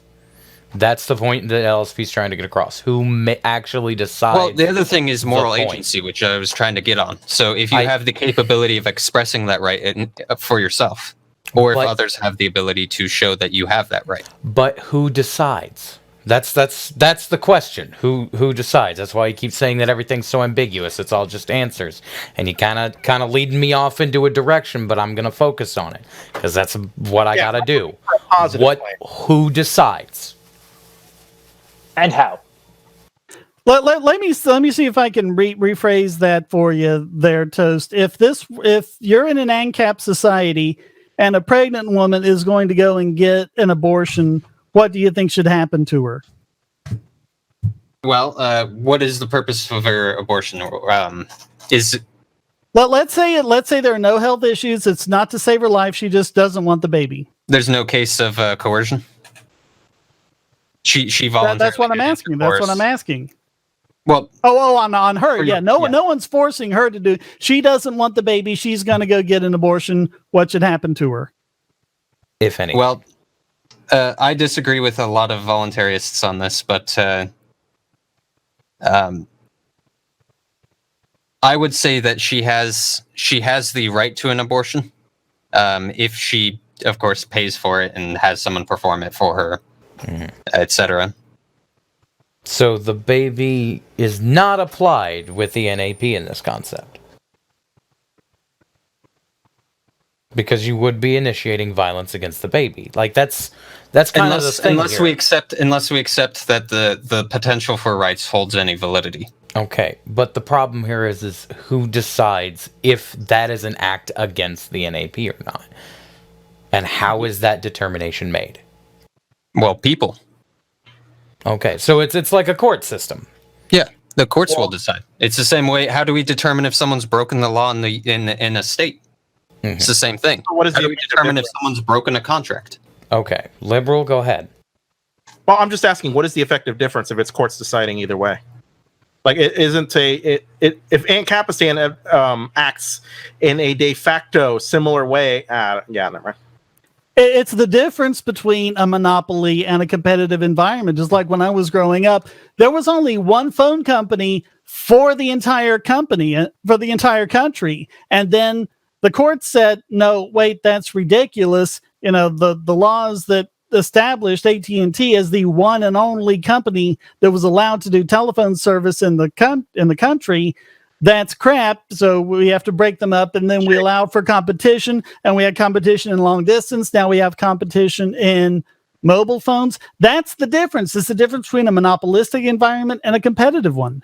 Couldn't you say arbitration agreements act as a competition to our court systems as it is now? Yeah, except our courts still keep asserting, the authority over, even arbitration agreements. If some bureaucrat decides, well, we don't like the way this arbitration stuff goes, or some politician passes a law against them, they can still assert control over them. I mean, as long as they haven't, then yeah, there's competition, just like there's competition between Walmart and Target. Yeah, the state uses its monopoly on force to overrule or override those decisions.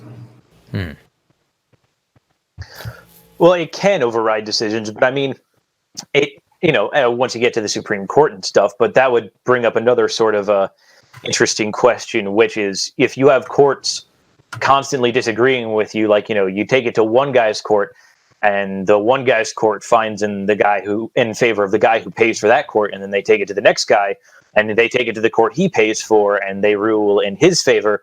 Do you just go to a third party and that's the one that's going to settle it? Or if the other guy doesn't like the ruling because it didn't go his way, how many courts are you able to appeal to before a final decision is reached?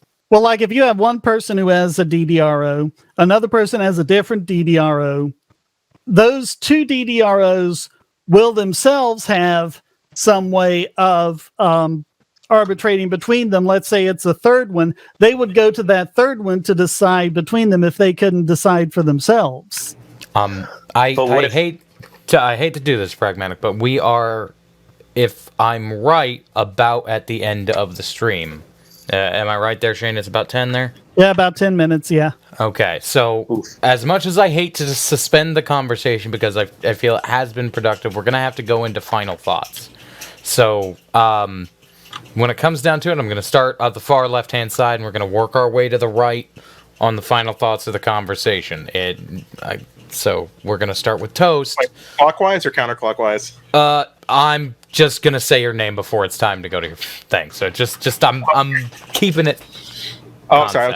Yeah, sorry. Go Toast, go ahead and give us your final thoughts about the discussion overall. Try not to say anything too contentious because we're almost out of time. Sure. Well, I believe that the voluntarist position does not presume the method in which society should be formed, only that it should be voluntary. I'll also say that this is a question I typically ask people is, can you name a single service that the government can provide that cannot be provided voluntarily? And generally the answer to this is no, and so I ask, what then is the purpose of the government? Okay. Liberal, go ahead. Final thoughts.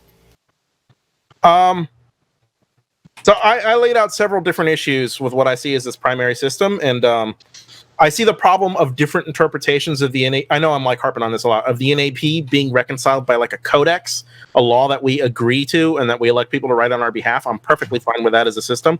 I live in a system where people can lay out their own principles and directions for society as a means to maximize human well-being. And you guys want a system where people can be left dying in the streets. I'll take my system. Thank you. All right. Pragmatic. Try to keep it condensed, dude. All right. I'm left wanting in some sense because I felt like the philosophical basis for the NAP didn't go anywhere. And we ended up kind of just agreeing on a general principle of what we thought was the good, because generally most people do think that. But I was kind of bummed we couldn't get into the deeper philosophical stuff. And sort of like LSP, I'm left wanting in the department of, just letting people die on the street, or just, letting parents let their kids starve.